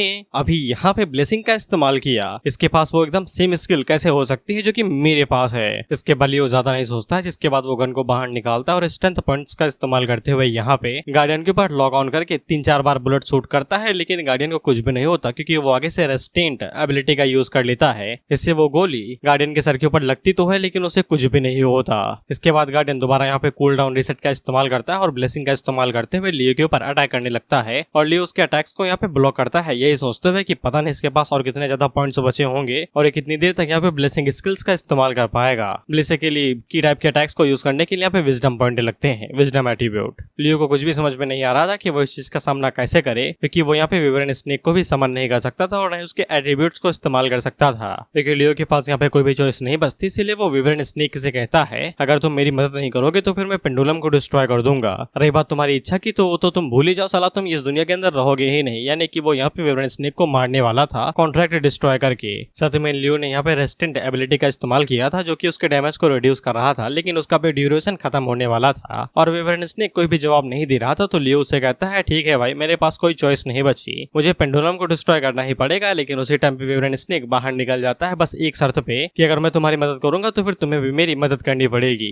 इसके लिए लियो मान जाता है, जिसके बाद यहाँ पे विवरण स्नेक बाहर निकलता है तो फोर्स की वजह से गार्डियन पीछे जाके गिरता है। विवरण स्नेक जब बाहर निकलता है तो वो लियो को यहाँ पे बस 2 ही 3 स्किल देता है, जैसे कि नेचुरल टेरिटरी, रैंक, मॉन्स्टर्स और साथ ही में अपनी टेरिटरी केज, यानी कि उसके टेरिटरी के अंदर लियो के इफेक्ट और एट्रीब्यूट्स यहाँ पे काफी ज्यादा बढ़ जाएंगे। साथ ही में उसके वेपन के ऊपर जो रिस्ट्रिक्शन लगे होंगे वो भी हट जाएंगे और लियो के लिए इतना ही काफी था। इसके बाद लियो अपनी शॉट के साथ में यहाँ पे गार्डियन के शॉट के ऊपर स्लैश मारता है तो गार्डियन की शॉट यहाँ पे क्रैक ही हो जाती है। तो फिर गार्डियन जल्दी से यहाँ पे रेस्टेंट एबिलिटी का इस्तेमाल कर लेता है और वहीं पे लियो को समझ में आ चुका था कि natural disaster, rank, territory effect की वजह से उसकी स्किल्स यहाँ पे बढ़ गई हैं और टेरिटरी कीज की वजह से यहाँ पे गार्डियन कमजोर हो गया है। गार्डियन उससे कहता है कि भले ही तुम यहाँ पे रेस्टेंट एबिलिटी का ही यूज क्यों ना करो लेकिन इसका कोई फायदा नहीं है, तुम्हारा मरना तय है। लेकिन लियो उससे कहता है कि मेरी जीत पक्की है। इसके बाद लियो यहाँ पे गार्डियन के रेस्टेंट एबिलिटी के ड्यूरेशन खत्म होने का इंतजार करता है और जैसे ही ड्यूरेशन एंड होता है तो लियो उसके ऊपर स्लैश मारता है और इजीली यहाँ पे 18th फ्लोर के गार्डियन को हरा देता है। इसके बाद हम इन दोनों को देखते हैं और ये दोनों यहाँ से जाते हुए कहते हैं कि चलो हम लोग बाहर चलते हैं। वैसे भी हमारा लोगों का गोल यहाँ पे 14th फ्लोर को क्लियर करना था जिसको हम लोगों ने कर लिया है, तो फिर हमें शान से चलना चाहिए। और इन्हें ऐसा लग रहा था कि जैसे ही यहाँ पे लॉबी से बाहर निकलेंगे तो सभी लोग इन्हें चारों तरफ से घेर लेंगे और इनसे ऑटोग्राफ लेने लगेंगे, इसलिए ये काफी ज्यादा प्राउड और कॉन्फिडेंट फील करने लगते हैं। हालांकि जब ये बाहर निकलते हैं तो इनके पास मक्खी भी नहीं भिनभिनाने आती।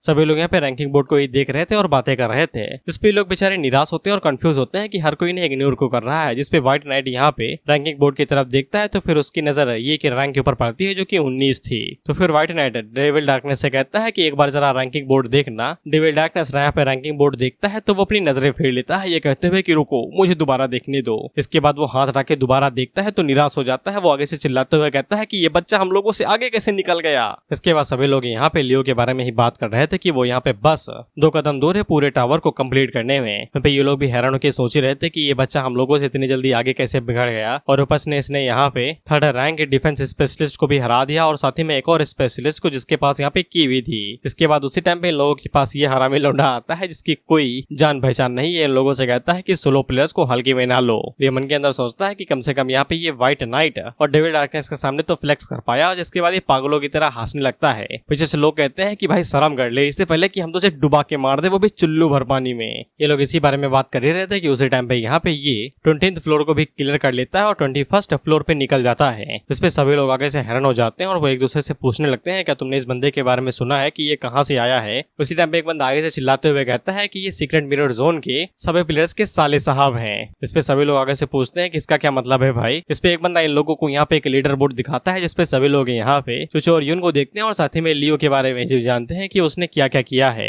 इस पे सभी प्लेयर्स आगे से चिल्लाते हुए कहते हैं कि अब से ये सिर्फ मिरर सीक्रेट जोन का ही नहीं बल्कि पूरे यूआन वर्ल्ड का ही साले साहब है, ब्रदर इन लॉ है ये हम लोगों का। इसके बाद सभी लोग यहाँ पे लियो को चेयर करने लगते हैं ये कहते हुए कि तुम आगे बढ़ो, हम तुम्हारे साथ हैं। इसके बाद हम लोगों की मुलाकात यहाँ पे 21st फ्लोर के गार्डियन से होती है और तुम इसे सबका बाप ही समझो। इसके पास सारे एबिलिटीज थे। बेसिकली ये यहाँ पे ऑल एट्रीब्यूट्स स्पेशलिस्ट था। इसकी स्पेशलाइज्ड स्किल्स थी यहाँ पे attack power boost, enhance agility, HP exchange, barrier, knowledge, strength generation और साथ ही में फोरसाइट भी। बेसिकली यहाँ पे सभी का बदला लेने के लिए आया था लियो से। इसके बाद हम लोग लियो को देखते हैं और इसके सारे एट्रीब्यूट्स यहाँ पे रीजनरेट कर दिए जाते हैं, यानी कि सभी एट्रीब्यूट्स को रिफिल कर दिया जाता है और साथ ही में सभी एट्रीब्यूट्स के अंदर एक पॉइंट बढ़ा दिया जाता है बूस्ट के लिए। लियो अपने मन के अंदर यही सोचता है अगर वो यहाँ पे इस गार्डियन को हरा देता है तो फिर उसकी रैंकिंग यहाँ पे फर्स्ट हो जाएगी और उसे सारे रिवॉर्ड यहाँ पे मिलेंगे और साथ ही में उसका लेवल भी बढ़ जाएगा।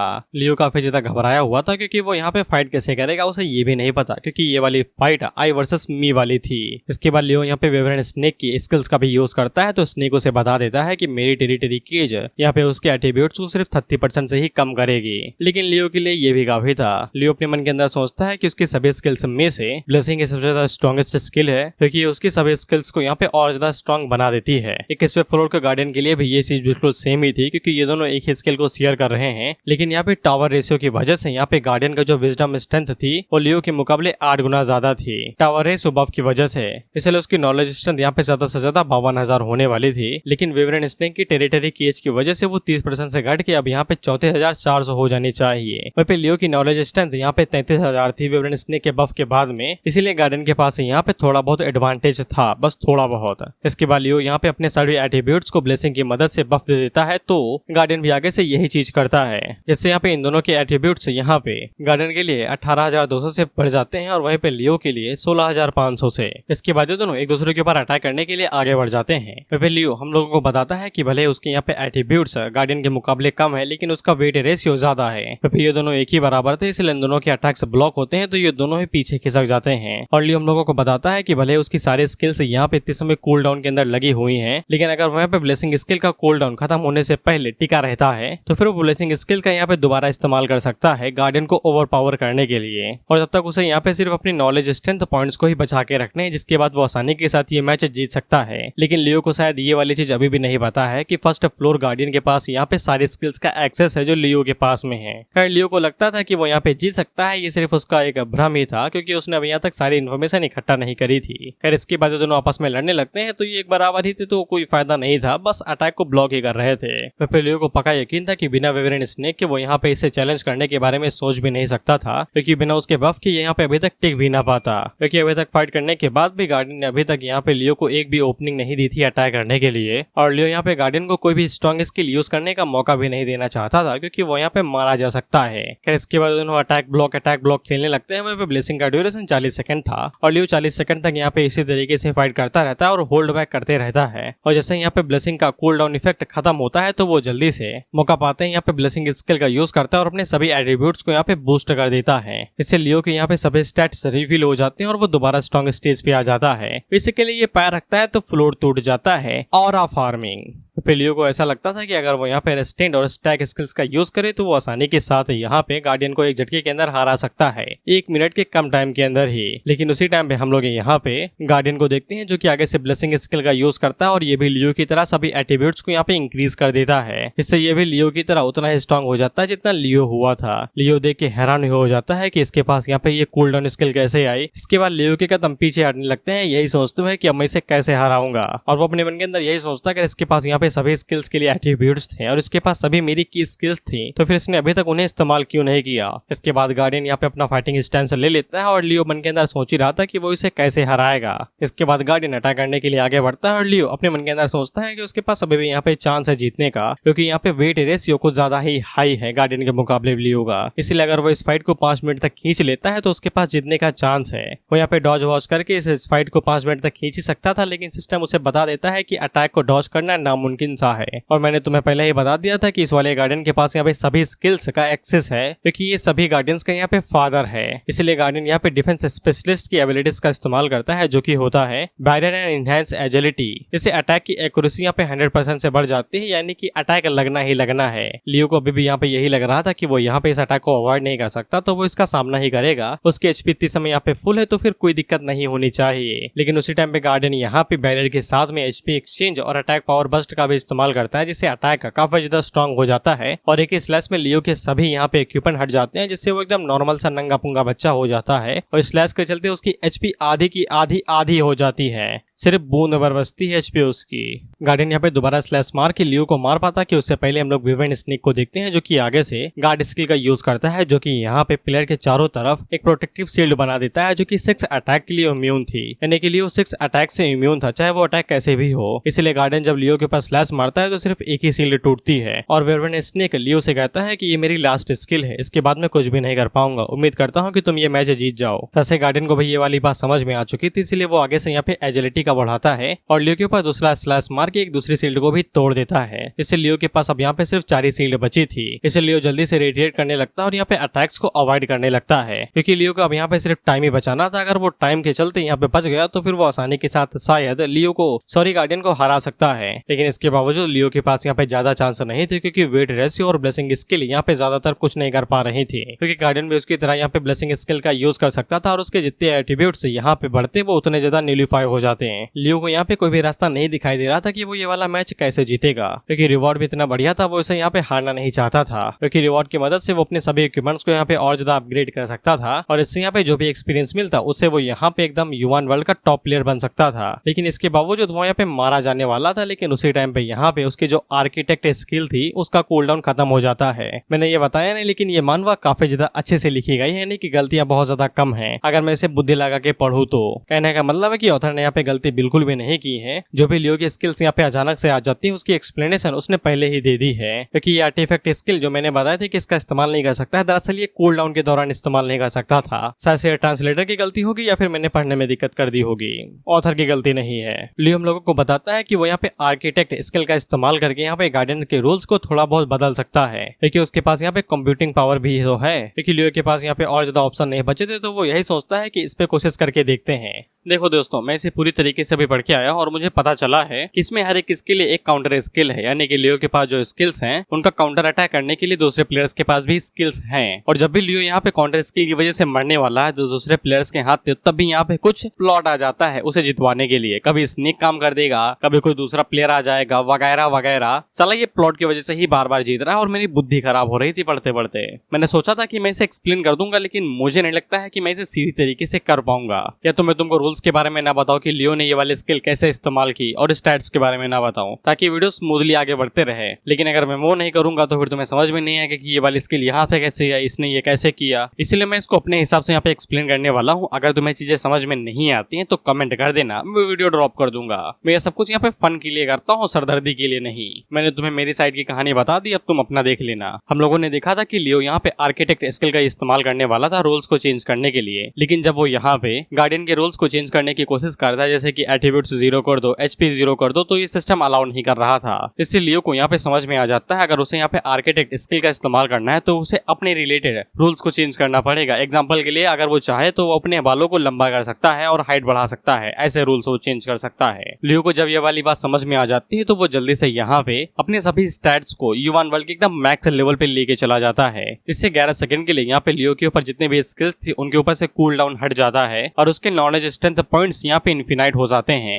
इससे उसके जितने भी एट्रीब्यूट थे वो यहाँ पे 6 लाख, 2 लाख, 3 लाख पॉइंट पे चले जाते हैं। यानी कि लियो के लिए अब यहाँ पे गार्डियन को पेलना कोई बड़ी बात नहीं है, वो उसे अपने हाथों में उठा लेता है इस तरीके से मसलने के लिए। इसके बाद वो गार्डियन को यहाँ पे मार गिराता है अपनी शॉट का इस्तेमाल करते और एक ही स्लैश के अंदर गार्डियन मारा भी जाता है। इससे लियो यहाँ पे सक्सेसफुली टावर को क्लियर कर लेता है किस फ्लोर को कंप्लीट करके। अभी लॉबी के अंदर जैसे ही पता चलता है कि लियो ने यहाँ पे टावर को क्लियर कर लिया है तो वो काफी ज्यादा खुश हो जाते हैं और उसके लिए शेयर करने लगते हैं। इसके बाद हम लोग लियो को देखते हैं जो कि अपने मन के अंदर यही सोचता है कि अब उसके पास यहाँ पे सब कुछ है, अब वो यहाँ पे मैडनेस एरिया के अंदर जा सकता है उसे एक्सप्लोर करने के लिए। हालांकि जब वो टावर से बाहर निकलता है तो सभी लोग उसे साले साहब कह के बुला रहे थे, ये कहते हुए कि अब से हम तुम्हें फॉलो करेंगे। इस पे लियो की आंखों में दुखी के आंसू आ जाते हैं। वो आगे से रोते हुए कहता है कि मेरी बहन को हजारों पति नहीं चाहिए, एक ही काफी है, आरामो भाग जाओ यहाँ से। इसके बाद हम लोग लियो को एक वेटिंग रूम के अंदर बैठा हुआ देखते हैं, जहाँ पे वो आराम से बैठा हुआ बाकी सभी चीजों को चेक कर रहा था, जैसे कि वेपन्स हो गए, रिवर्टिंग ऑर्ब हो गया। इसके बाद वो यहाँ पे विवरण स्नेक से पूछता है कि तुम्हें क्या चाहिए भाई, तुमने मेरी मदद की है, मैं अपना वादा पूरा करना चाहता हूँ। तो विवरण स्नेक यहाँ पे लियो से कहता है कि वो आजाद घूमना चाहता है।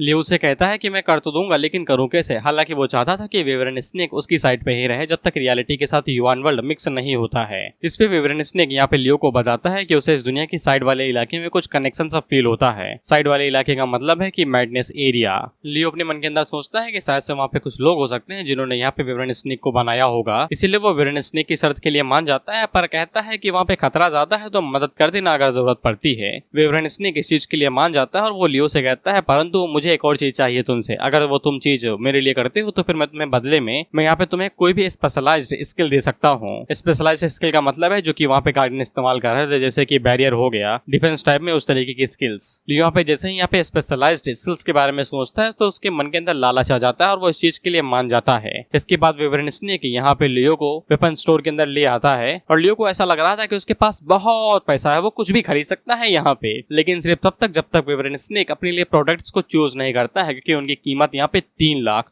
2 लाख, 1 लाख के आसपास थी। विवरण स्नेक यहाँ पे जो चीज खरीदना चाहता था वो असल में एक मोल्ड था, एक तरीके का बर्तन ही समझ लो, आसान शब्दों में तुम इसे पेट हाउस समझ लो, जिसके अंदर विवरण स्नेक रह सकता है और इसकी मदद से विवरण स्नेक यहाँ पे जब चाहे तब बाहर घूम सकता है। लियो से कहता है मुझे तुम्हारे जज्बात समझ में आते हैं, लेकिन थोड़ा सस्ता मद्दा ले लो यार, 1 लाख वाला ठीक रहेगा, वो थोड़ा सा लो रैंक है लेकिन बढ़िया है। इस पे विवरण स्नेक यहाँ पे लियो को समझाता है कि भले ये तुम्हें अभी महंगा लग रहा होगा, लेकिन अगर मैं सस्ता मद्दा इस्तेमाल करता हूँ और उसके अंदर चला जाता हूँ तो फिर तुम्हारा वेपन डिस्ट्रॉय हो जाएगा। अगर मैं डायरेक्टली यहाँ पे मोल्ड के अंदर चला जाता हूँ, इससे तुम अपने सभी एट्रीब्यूट्स को खो दोगे, क्या तुम्हें ये चीज चाहिए? इस पे लियो आगे से कहता है नहीं नहीं, हाई रैंक का ही खरीद देता हूँ। इसके बाद लियो उस हाई रैंक का मोल्ड खरीद लेता है 3 लाख रुपयों में और विवरण स्नेक से पूछता है कि अब क्या करूं, तो विवरण स्नेक उससे कहता है कि इसे रिंग के अंदर बदल दो। लियो बिल्कुल ऐसा ही करता है, वो अपने मन के अंदर सोचता है कि विवरण स्नेक उसे धोखा दे सकता है, लेकिन विवरण स्नेक बिल्कुल भी ऐसा नहीं करता है और वो चुपचाप रिंग के अंदर चला जाता है और लियो को बताता है कि ज्यादा मुंडी ना खड़खड़ाओ, मेरी बारी आ चुकी है अपना वादा पूरा करने की, लेकिन अगर तुम्हें स्पेशलाइज्ड स्किल चाहिए तो फिर उसके लिए तुम्हें यहाँ पे 60 लेवल पे पहुंचना पड़ेगा, उसी के बाद मैं यहाँ पे तुम्हें स्किल दे सकता हूँ।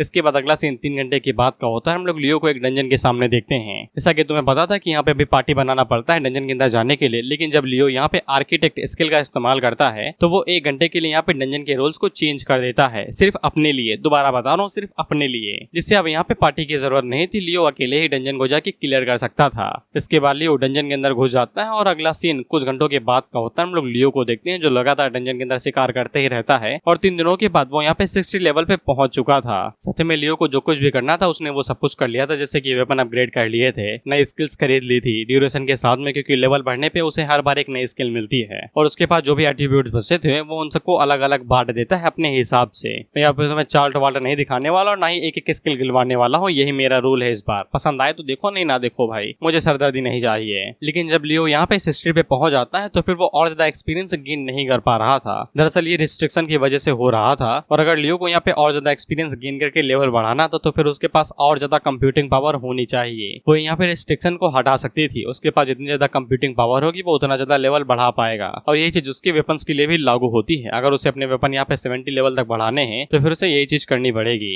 इसके बाद हम लोग लियो को उसके होटल रूम के अंदर देखते हैं जहाँ पे वो विवरण स्नेक से पूछता है कि मदद करो भाई, स्किल चाहिए। विवरण स्नेक उससे पूछता है कि तुम्हें किस टाइप की स्किल चाहिए। लियो यहाँ पे 2-3 घंटा सोचता है, लेकिन मैं तुम्हें 2 मिनट के अंदर बताता हूँ। लियो ने अभी तक यहाँ पे जितने भी गार्डियंस का सामना किया था उसके पास हर एक स्किल का यहाँ पे काउंटर अटैक था, लेकिन एक स्किल का नहीं था जो कि थी बैरियर और स्टैक अटैक, वही वाला बैरियर अटैक जिसके चलते यहाँ पे सभी इक्विपमेंट हट जाते हैं और स्किल्स सब कुछ लॉक हो जाती हैं। इसलिए लियो विवरण स्नेक से कहता है कि उसको यहाँ पे स्पेशलाइज्ड डिफेंस बैरियर स्किल चाहिए। विवरण स्नेक यहाँ पे लियो से कहता है कि तुम्हें मिल जाएगी, अगर कोई भी नोटिफिकेशन आए तो फिर अग्री कर देना। लियो को लगता है कि ये जालसाजी उसके साथ धोखाधड़ी की जा रही है, लेकिन इसके बावजूद उसे स्किल तो चाहिए थी, इसीलिए वो रेडी था और आगे से यस का बटन दबा देता है। इसके बाद लियो वहां से टेलीपोर्ट हो के विवरण स्नेक के हार्ट टेरिटरी के अंदर आ जाता है, यानी कि विवरण स्नेक के दिमाग के अंदर या फिर उसके डोमेन के अंदर, जहाँ पे विवरण स्नेक उसके ऊपर अटैक करता है तो लियो झटके में ही नीचे गिर जाता है और घायल हो जाता है। विवरण स्नेक यहाँ पे अपनी फुल फॉर्म के अंदर आता है और वो लियो से कहता है कि खड़े हो जाओ, बस एक झटके के अंदर ही मारे गए क्या।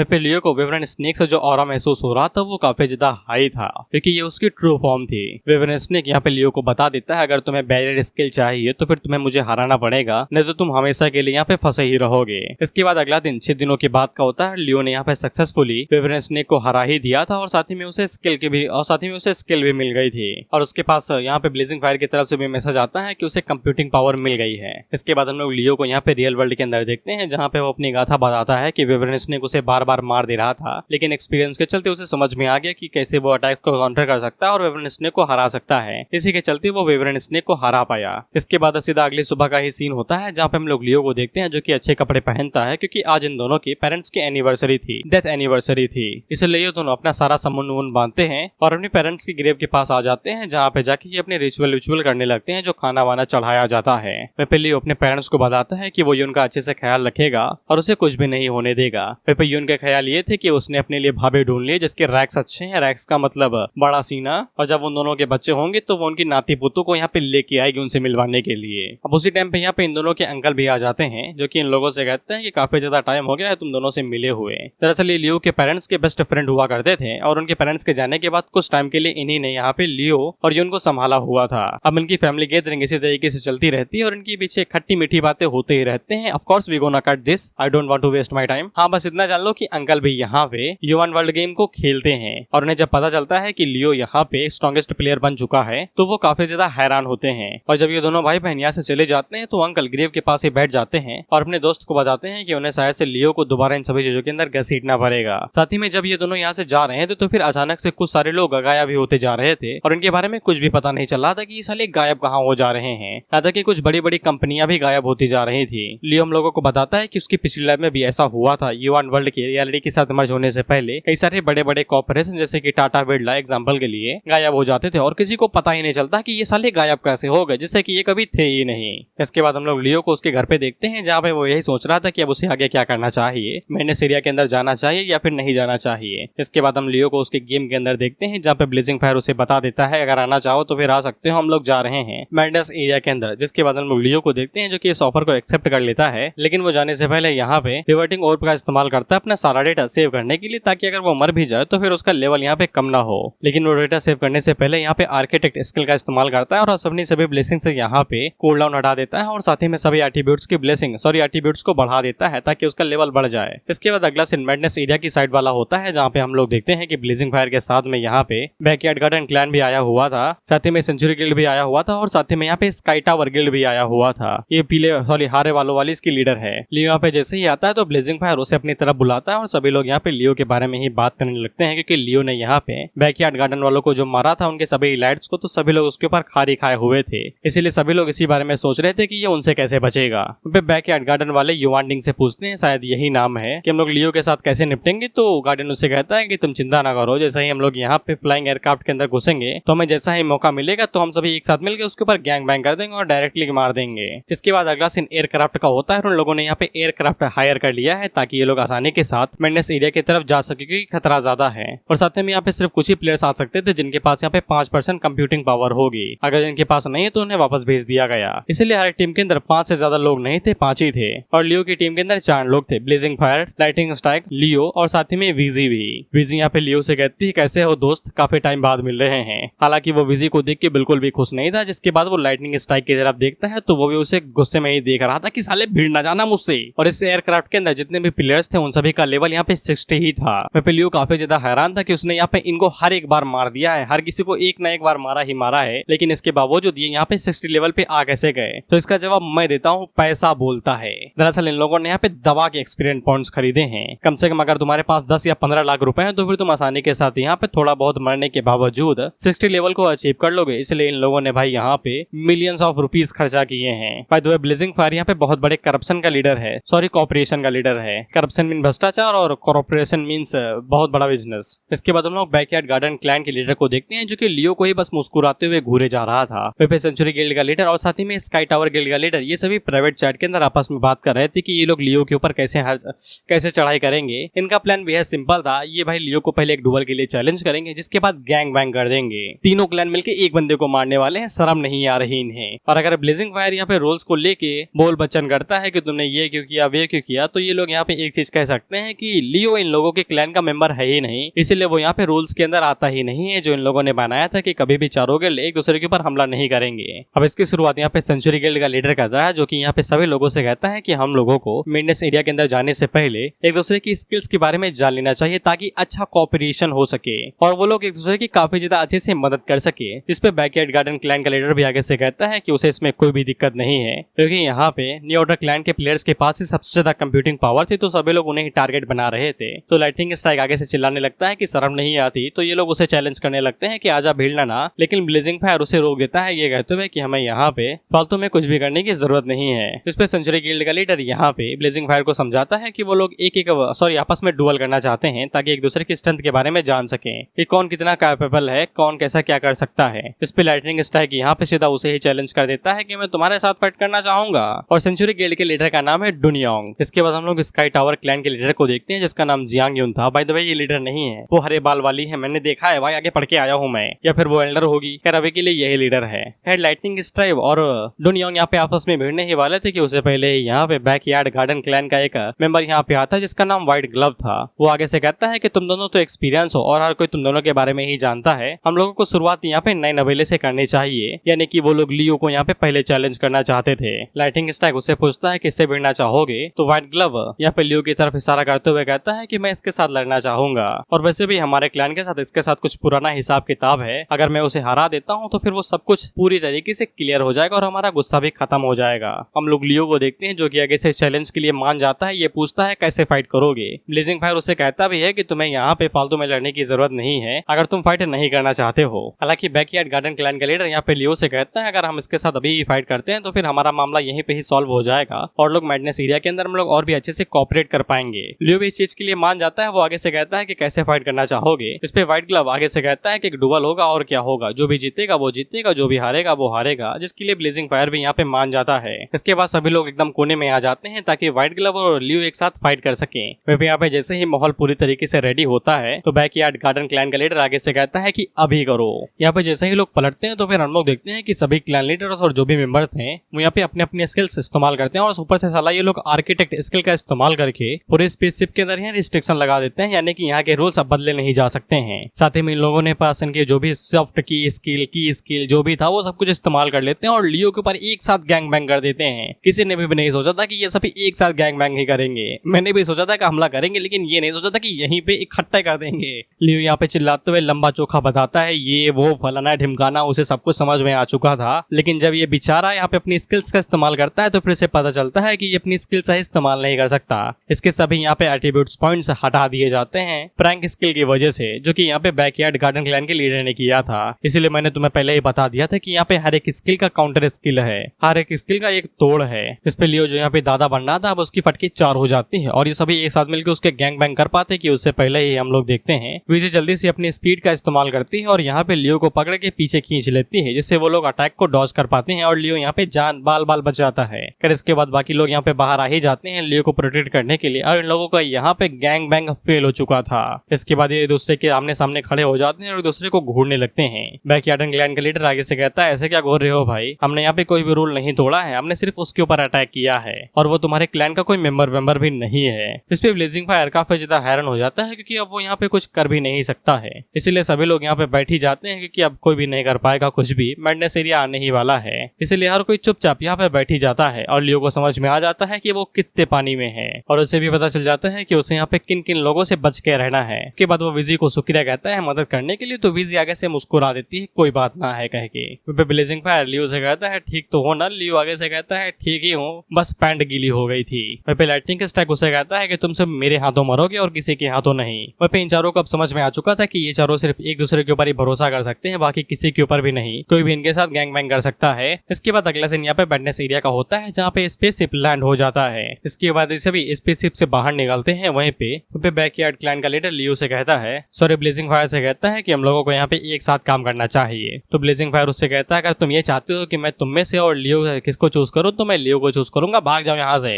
इस पे ये सभी अपने पास जो भी प्रोटेक्टिव गियर वियर थे उन्हें एक्टिवेट करते हैं और धुएं में गायब हो जाते हैं, ये कहते हुए कि बच के रहना। इसके बाद ये लोग भी धुएं के अंदर मूव करने लगते हैं और इन लोगों से ब्लेजिंग फायर कह देता है कि संभल के ही आगे बढ़ना, धुएं में कुछ भी दिखाई नहीं दे रहा है, कभी भी कोई भी हम अचानक से हम लोगों के ऊपर हमला कर सकता है। इसके बाद ये लोग जैसे यहाँ पे किसी सर्टेन पॉइंट के पास पहुंचते हैं तो फिर यहाँ पे सिस्टम एक्टिवेट हो जाता है और जिन लोगों के पास 5% से ज्यादा कंप्यूटिंग पावर थी उन्हें सिलेक्ट कर लिया जाता है, जिसके बाद यहाँ पे beyond the dimension door open कर दिया जाता है। इससे नीचे की जमीन फटती है और ये सभी अचानक से नीचे गिरने लगते हैं, यही चिल्लाते हुए कि नोटिफिकेशन आया, जिसके बाद हम लोग नीचे गिर गए। नीचे गिर के मारे तो नहीं जाएंगे ना। अब मैं तुम्हें बता दूं यहाँ से चीजें कुछ ज्यादा ही अनएक्सपेक्टेड होंगी। शुरुआत में तुम्हें कुछ भी समझ में नहीं आएगा, लेकिन जैसे जैसे स्टोरी प्रोग्रेस होगी तुम्हें सब कुछ समझ में आने लगेगा कि यहाँ पे सीन क्या चल रहा है। लियो जो ऊपर से नीचे गिर रहा था, लेकिन जब ये नीचे गिरता है तो ये जमीन के ऊपर ही आ जाता है और नोटिफिकेशन लियो को बताता है कि वो युवान वर्ल्ड से बाहर आ चुका है और युवान वन वर्ल्ड की मेम्ब्रेन कंप्यूटिंग पावर को यहाँ पे सील्ड कर दिया गया है। इसके बाद उसका स्वागत किया जाता है बियॉन्ड द डायमेंशन के अंदर। तुम्हें समझ में आ रहा होगा कि ये जगह कौन सी है। जगह का नाम बियॉन्ड द डायमेंशन है। इसके बाद लियो अपनी नजर इधर उधर घुमाता है तो फिर उसे दिखाई देता है कि यहाँ पे जो भी चीजें हैं वो टूट के ऐसे ही बिखरी जा रही हैं। बेसिकली पूरा जो युवान वर्ल्ड है वो यहाँ पे टूट के बिखर रहा है और इसीलिए इस जगह का नाम मैडनेस एरिया है, the beyond of the dimension. इसके बाद यहाँ पे लंबा चौका चीजों के बारे में बताया जाता है कि उसकी यहाँ पे जो प्रोटेक्शन है उसे सील कर दिया गया है और साथ ही में उनकी जो कॉम्बैक्ट पावर है वो डायमेंशनल प्रेशर की वजह से काफी ज्यादा रिड्यूस कर दी गई है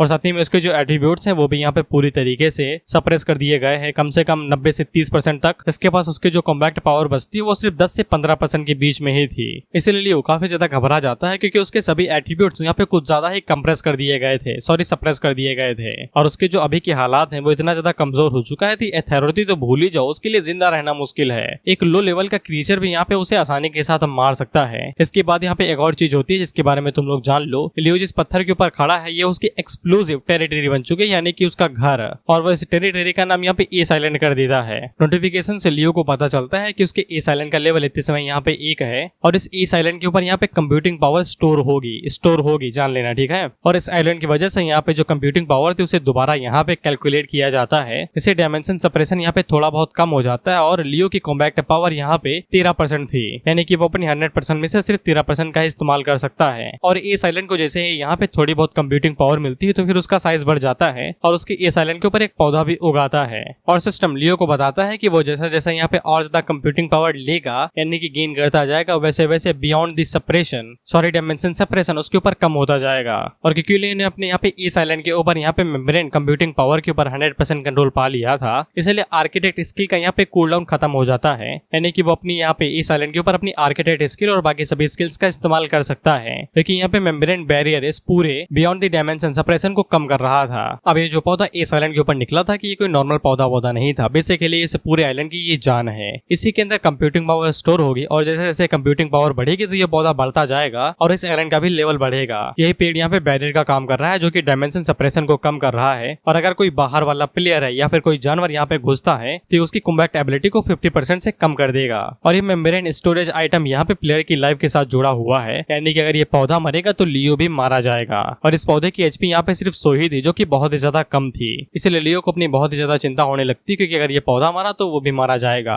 और ऊपर से इसे लेवल अप कराने के लिए यहाँ पे कंप्यूटिंग पावर की जरूरत पड़ेगी। लेकिन लियो को कंप्यूटिंग पावर कहाँ से मिलेगी, कैसे वो लाएगा, अभी तक उसे कोई भी अंदाजा नहीं था। इसका भी जवाब आगे ही मिलेगा। लेकिन इस टाइम पे हम लोग देखते हैं कि लियो की रिंग के अंदर से विवरण स्नेक बाहर निकलता है जो कि उस पौधे को खा जाता है। तो लियो उसके ऊपर चिल्लाते हुए कहता है कि ये तुमने क्या किया, मैं मारा जाऊंगा। लेकिन हमें सिस्टम बताता है क्योंकि विवरण स्नेक ने इस पौधे को खा लिया है तो फिर ये दोनों आपस में फ्यूज हो गए हैं, यानी कि अब लियो को यहाँ पे उस पौधे की जरूरत नहीं है। अब उस पौधे का काम यहाँ पे विवरण स्नेक करेगा जो कि लार्वा फॉर्म में है, यानी कि वो भी छोटा बच्चा बन चुका है। अब लियो को यहाँ पे लेवल अब विवरण स्नेक को कराना पड़ेगा, ना कि अपने पौधे को। हालांकि लियो को इस बारे में पता नहीं था, इसलिए वो काफी ज्यादा हैरान हो जाता है। लेकिन उसी टाइम पे हम लोग देखते हैं कि यहाँ पे और भी चट्टाने थी, यानी कि आइलैंड्स थे जो कि आपस में टकराते हैं तो वो ब्लास्ट कर जाते हैं, जिससे लियो काफी ज्यादा घबरा जाता है और वो पीछे खिसक जाता है। लेकिन जब वो उस धमाके वाली जगह को देखते हैं तो फिर उस आइलैंड को डिस्ट्रॉय करने वाला ये एक मॉन्स्टर था। ये मॉन्स्टर यहाँ पे कई सारे पड़े हुए हैं जो कि आइलैंड के ऊपर रहते हैं। ये बियॉन्ड द डायमेंशन के अंदर रहते हैं, इनका ह्यूमन वर्ल्ड से कोई लेना देना नहीं है, मैं पहले ही बता दे रहा हूँ। इसीलिए मैंने कहा था कि स्टोरी काफी ज्यादा कंफ्यूजिंग हो जाती है। वो मॉन्स्टर यहाँ के आसपास के एरियाज को डिस्ट्रॉय करे जा रहा था और वो जैसे जैसे उन्हें डिस्ट्रॉय कर रहा था तो फिर उन्हें डिस्ट्रॉय करने पे यहाँ पे कंप्यूटिंग पावर मिल रही थी, जैसे कि 27, 9, 15 इस तरीके से।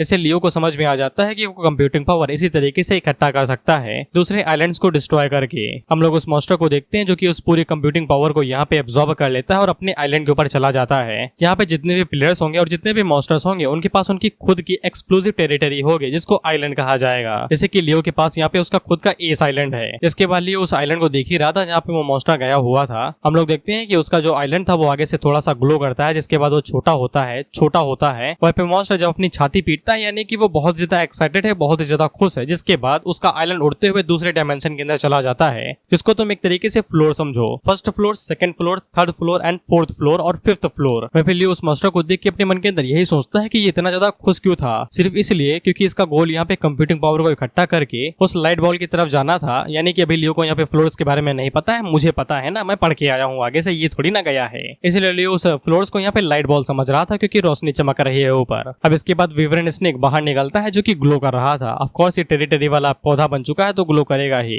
वहीं पे लियो हम लोगों को बताता है कि विवरण स्नेक की वजह से वो यहाँ पे बच चुका है उस मॉन्स्टर की वजह से। दरअसल विवरण स्नेक उस पौधे के साथ मिल चुका है तो फिर वो पौधा यहाँ पे गायब ही हो गया। इसलिए उस मॉन्स्टर को यही लगा कि यहाँ पे ईस आइलैंड एक वीरान आइलैंड है जहाँ पे पौधा नहीं है, यानी कि कंप्यूटिंग पावर नहीं है। नहीं तो वो मॉन्स्टर ईस आइलैंड के ऊपर भी अटैक करके यहाँ की कंप्यूटिंग पावर ले सकता था। इसलिए लियो विवरण स्नेक से माफी मांगता है, ये कहते हुए कि माफ कर दो, मैंने तुम्हारे ऊपर चिल्लाया यार, तुम तो मेरी मदद कर रहे थे। विवरण स्नेक उससे कहता है कि ज्यादा खुश ना हो, मेरी कॉम्बैक्ट पावर यहाँ पे तुमसे कम है, तुम मुझसे ज्यादा स्ट्रांग हो, इसलिए मैं यहाँ पे ज्यादा कुछ कर नहीं सकता हूँ। इस पे लियो आगे से घबराते हुए कहता है इसका मतलब ये है कि मैं यहाँ पे तुम्हारी पावर से इस्तेमाल नहीं कर सकता। विवरण स्नेक यहाँ पे लियो को बताता है ऐसा नहीं है, अगर लियो यहाँ पे उसके लिए सफिशिएंट मात्रा में कंप्यूटिंग पावर लाता है कंज्यूम करने के लिए तो वो यहाँ पे कुछ टाइम के लिए अपनी 100% कॉम्बैक्ट एबिलिटी को रिलीज कर सकता है। यहाँ पे बाजीगरी की चाबी यहाँ पे कंप्यूटिंग पावर ही है, अगर उसके पास कंप्यूटिंग पावर है तो वो कुछ भी कर सकता है। कंप्यूटिंग पावर के साथ में ना ही वो लोग यहाँ पे अपनी कॉम्बैक्ट पावर बढ़ा सकते हैं, बल्कि वो लोग यहाँ से उड़ के उस वाली जगह पे भी जा सकते हैं अपनी टेरिटरी को अपग्रेड करके। लियो आगे से पूछता है अगर हम लोगों के पास यहाँ पे ज्यादा कंप्यूटिंग पावर होगी तो फिर हम भी लोग उड़ के उस लाइट बॉल के तक जा सकते हैं जैसे कि वो मॉन्स्टर गया था। विविन स्नेक आगे से कहता है कि सही पकड़े हैं। फिर लियो को ऐसा लगता है कि अथॉरिटी उसी जगह पे छुपी हुई होनी चाहिए, जिस पे लियो को समझ में आ जाता है कि उसका यहाँ का गोल सिर्फ दूसरे आइलैंड्स को डिस्ट्रॉय करके कंप्यूटिंग पावर इकट्ठा करना है और उस लाइट बॉल की तरफ उड़ते हुए जाना है। इसके बाद वो बाकी मेंबर्स के बारे में सोचते हुए कहता है कि पता नहीं उसके साथ क्या हुआ, कहीं वो मारे तो नहीं गए। फिर लियो जब यहाँ पे मैप और टीम फंक्शन एक्टिवेट करने की कोशिश करता है तो वो यहाँ पे ओपन नहीं कर सकता था। कहाँ से ओपन होगा भाई, युआन वर्ल्ड के बाहर जो आ चुके हो। लेकिन यहाँ पे ग्रुप चैट जरूर चल रहा था और ब्लेजिंग फायर उन लोगों से पूछता है कि सब लोग ठीक तो हो ना। लियो आगे से कोई जवाब दे पाता कि उससे पहले हम लोग उसके आइलैंड से 4-5 आइलैंड दूर अंकल मूछ वाले को देखते हैं जो कि लियो के ऊपर नजर बनाए रखे हुए थे और इसके पास पहले से ही कंप्यूटिंग पावर थी, यानी कि इसे भी पता है कि आइलैंड को डिस्ट्रॉय करके कंप्यूटिंग पावर मिल सकती है। वहीं पे अपने क्लैन लीडर यानी कि सेंचुरी गिल्ड के लीडर डुनियांग को मैसेज करके बता देता है कि इसकी मुलाकात लियो के साथ हो चुकी है और ये लियो के साथ निपटने वाला है। इसके बाद हम लोग लियो को देखते हैं, इसने ग्रुप के सिर्फ चैट्स पढ़ लिए थे कि कौन क्या बात कर रहा है बिल्कुल मेरी तरीके से, और कोई भी जवाब नहीं दिया था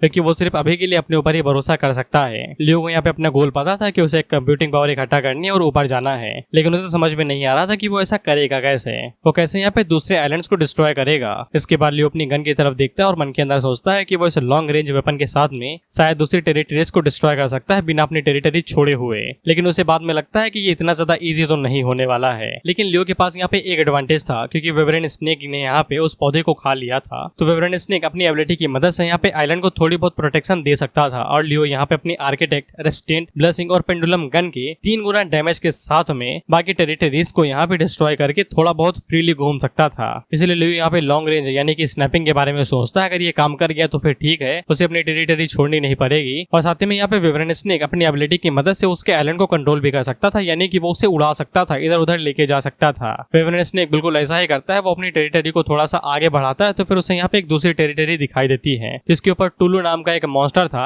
जो कि क्रिटिकल रैंक का एक मॉन्स्टर था। यहाँ पे तुम्हें इस मॉन्स्टर के लेवल पे न जाना क्योंकि यहाँ पे असली खेल टेरिटरी का है। लियो यहाँ पे उस मॉन्स्टर को देख के घबरा रहा था तो विवरण स्नेक उसे बता देता है कि मेमोरेंड स्टोरेज आइटम यानी कि पौधा वो टेरिटरी का कोर होता है, अगर तुम उसे डिस्ट्रॉय कर दोगे तो टेरिटरी अपने आप ही डिस्ट्रॉय हो जाएगी। लियो को समझ में आ गया था कि उसे क्या करना है, जिसके बाद वो अपने सभी एट्रीब्यूट्स, आर्टिफैक्ट, ब्लेसिंग सबका इस्तेमाल करता है और अपनी स्ट्रेंथ बढ़ा लेता है। इसके बाद वो पेंडुलम गन को आगे बढ़ाता है और निशाना लगा कि टेरिटरी के स्टोरेज आइटम के ऊपर निशाना लगाता है, जिससे वहाँ पे 76,000 का डैमेज पड़ता है। टुलू को कुछ समझ में आता है कि उससे पहले उसकी टेरिटरी डिस्ट्रॉय हो जाती है, बेचारा वो मारा जाता है। नोटिफिकेशन से लियो को ये तो पता चलता है कि उसने टेरिटरी को डिस्ट्रॉय कर दिया है, लेकिन उसने यहाँ पे यिंग जाओ की अटेंशन और हेट रेट को 1-1 पॉइंट बढ़ा दिया है। ये भी चीजें यहाँ पे दूसरी टेरिटरी भी हैं जो कि एक दूसरे का ख्याल रखती हैं, तो कुछ करने से कुछ लोगों पे तो गुस्सा आएगा ही, मोहल्ले की बात है, अपने लौंडे को कौन ही मार खाते हुए देखना चाहेगा। लियो को ऐसा लगता था कि टेरिटरी डिस्ट्रॉय करने के बाद कंप्यूटिंग पावर खुद चलते हुए आएगी, लेकिन ऐसा नहीं था। कंप्यूटिंग पावर आइलैंड के पास ही रहती है जहाँ पे वो डिस्ट्रॉय हुआ था। विवरण स्नेक लियो को बताता है कि यहाँ पे टेरिटरी के पास फोर्स फील्ड होती है जो कि कंप्यूटिंग पावर को इधर उधर जाने से रोकती है और साथ में ये दूसरी टेरिटरीज को आपस में टकराने से भी रोकती है, यानी कि टेरिटरीज आपस में लड़के नहीं टूट सकती हैं, कोई अटैक करके ही यहाँ पे छीन सकता है कंप्यूटिंग पावर को, अपने आप यहाँ पे कुछ भी नहीं होने वाला। इसीलिए लियो का मुंह बन जाता है क्योंकि उसे यहाँ पे अपनी टेरिटरी छोड़ के जानी पड़ेगी ही पड़ेगी कंप्यूटिंग पावर कलेक्ट करने के लिए। अगर तुम लोग ये सोच रहे हो कि लियो आसानी के साथ अपनी टेरिटरी छोड़ के जा सकता है तो ऐसा नहीं है। टेरिटरी के ऊपर बैरियर लगा हुआ है जो कि यहाँ पे बियॉन्ड द डायमेंशन सप्रेशन को रोके हुए है, लेकिन अगर वो अपनी टेरिटरी को छोड़ता है तो सप्रेशन दोबारा एक्टिवेट हो जाएगा, इससे लियो काफी ज्यादा कमजोर पड़ सकता है और कोई भी उसके ऊपर अटैक करके मार सकता है। हालांकि लियो फिर भी ये रिस्क लेना चाहता था, जिसके बाद वो अपनी ब्लेसिंग्स को एक्टिवेट करता है और अपनी टेरिटरी छोड़ के कंप्यूटिंग पावर लेने के लिए जाता है और कंप्यूटिंग पावर जल्दी से उसे लेके वापस अपनी टेरिटरी में आ जाता है। लियो को यहाँ पे जैसे ही कंप्यूटिंग पावर मिली थी जो कि 8 के आसपास थी, इसलिए सबसे पहले यहाँ पे विवरण स्नेक अपग्रेड होता है जो कि टेरिटरी का हिस्सा है, जिसके बाद टेरिटरी के जो भी सिस्टम थे वो भी अपग्रेड हो जाते हैं, जैसे कि सप्रेशन कम हो जाता है, स्ट्रेंथ बढ़ जाती है और विवरण स्नेक लेवल 10 पे आ गया था। अब लियो को सब कुछ समझ में आ चुका था कि उसे क्या करना है, लेकिन लियो ने यहाँ पे ये सब कुछ करके यहाँ पे यिंग ज़ाओ की अटेंशन और हेट रेट को काफी ज्यादा इंक्रीज कर दिया था। इसके बाद हमारी मुलाकात यिंग ज़ाओ की टेरिटरी से होती है, हम लोग यिंग ज़ाओ को भी देखते हैं और इसका लेवल 90 था और इसका रैंक यहाँ पे क्रिस्टोफर रैंक था और ये मास्टर लॉर्ड था और लियो के प्रति इसकी यहाँ पे हेट रेट और अटेंशन बढ़ती ही जा रही थी, क्योंकि लियो यहाँ पे लगातार टुलू नाम के जितने भी मास्टर और टेरिटरीज थे उन्हें मारते हुए ही जा रहा था और उनकी कंप्यूटिंग पावर्स को इकट्ठा कर रहा था। बेसिकली टुलू मास्टर्स यहाँ पे यिंग ज़ाओ मास्टर रैंक के नीचे वाले आते हैं, यानी कि ये उसी के बच्चे हैं और लियो उन्हें मार रहा है तो फिर उसे गुस्सा आ रहा है, इसलिए हेट रेट और अटेंशन बढ़ रहा है। अब आगे तुम्हें समझ में आएगा दूसरी वाली वीडियो में। जैसा कि मैंने अभी तुम लोगों को बताया कि यहाँ पे हेट रेट और घृणा कुछ ज्यादा ही बढ़ती ही जा रही है लियो के प्रति, तो नोटिफिकेशन उसे भी तो जा रहा था, उसे भी समझ में आ रहा था कि उसने यहाँ पे कई सारे टुलू को मार डाला है। इस चक्कर में जिंग ज़ाओ को कुछ ज्यादा ही गुस्सा आ रहा है और उसे अभी तक ये भी नहीं पता है कि जिंग ज़ाओ कैसा दिखता है और उसका लेवल क्या है, लेकिन हमें पता है कि वो कैसा है। ये तो लियो की किस्मत अच्छी है कि वो यहाँ से काफी ज्यादा दूर है, नहीं अब तक वो इसे पील चुका होता। खैर इसके बाद हम लोग लियो को देखते हैं जो कि विवरण स्नेक के साथ थोड़ा सा ऑनेस्ट होना चाहता था, तो वो उससे कहता है कि सच सच बताओगे कि गोली मार दो तुम्हारे पिछवाड़े में मैं। विवरण स्नेक को कुछ भी समझ में नहीं आता है, तो लियो उसे समझाता है कि तुमने कहा था कि तुम्हें डंजन से बाहर आना है, मैं तुम्हें लेके आया, तुमने कहा तुम्हें मोल्ड चाहिए, मैं लाया, तुमने कहा कि तुम्हें यहाँ आना है, मैं लेके आया, अब लेकिन तुम कह रहे हो कि तुम्हें लाइट बॉल तक जाना है, लेकिन क्यों जाना है भाई, वहाँ पे मोटिव क्या है तुम्हारा, ये तो बताओ मुझे। विवरण स्नेक आगे से कुछ भी नहीं देखता, तो लियो भी उसे घूरता रहता है कि घूर, जितना घूरना है घूर, मैं भी घूरूंगा। इस पे विवरण स्नेक अब जाके यहाँ पे लियो को बता ही देता है कि उसका हमेशा से गोल यहाँ पे लियो को लीड करके डिजिटाइज्ड मेमोरी कंट्रोल सेंटर तक लेके जाना था। डिजिटाइज का मतलब तुम डिजिटल ही समझ लो, ज्यादा हैरान ना हो, जो कि उस लाइट बॉल के पास है इन लोगों से ऊपर। अब लियो मन के अंदर सोचता है कि ये डिजिटाइज्ड मेमोरी कंट्रोल सेंटर क्या चीज है भाई, कहीं वहीं पे तो ये अथॉरिटी नहीं है जिसके पीछे ये लोग पड़े हुए हैं। तो फिर लियो यहाँ पे विवरण स्नेक से पूछता है कि तुम तो डंजन के अंदर कैद थे ना, तुम्हें इस बारे में कैसे पता। स्नेक आगे से साफ कह देता है यकीन करना है करो, ना करना है भाग लो यहाँ से, दिमाग ना चाटो मेरा। तो मेरी बातों पे यकीन करो ना करो, लेकिन हमेशा से मेरा टारगेट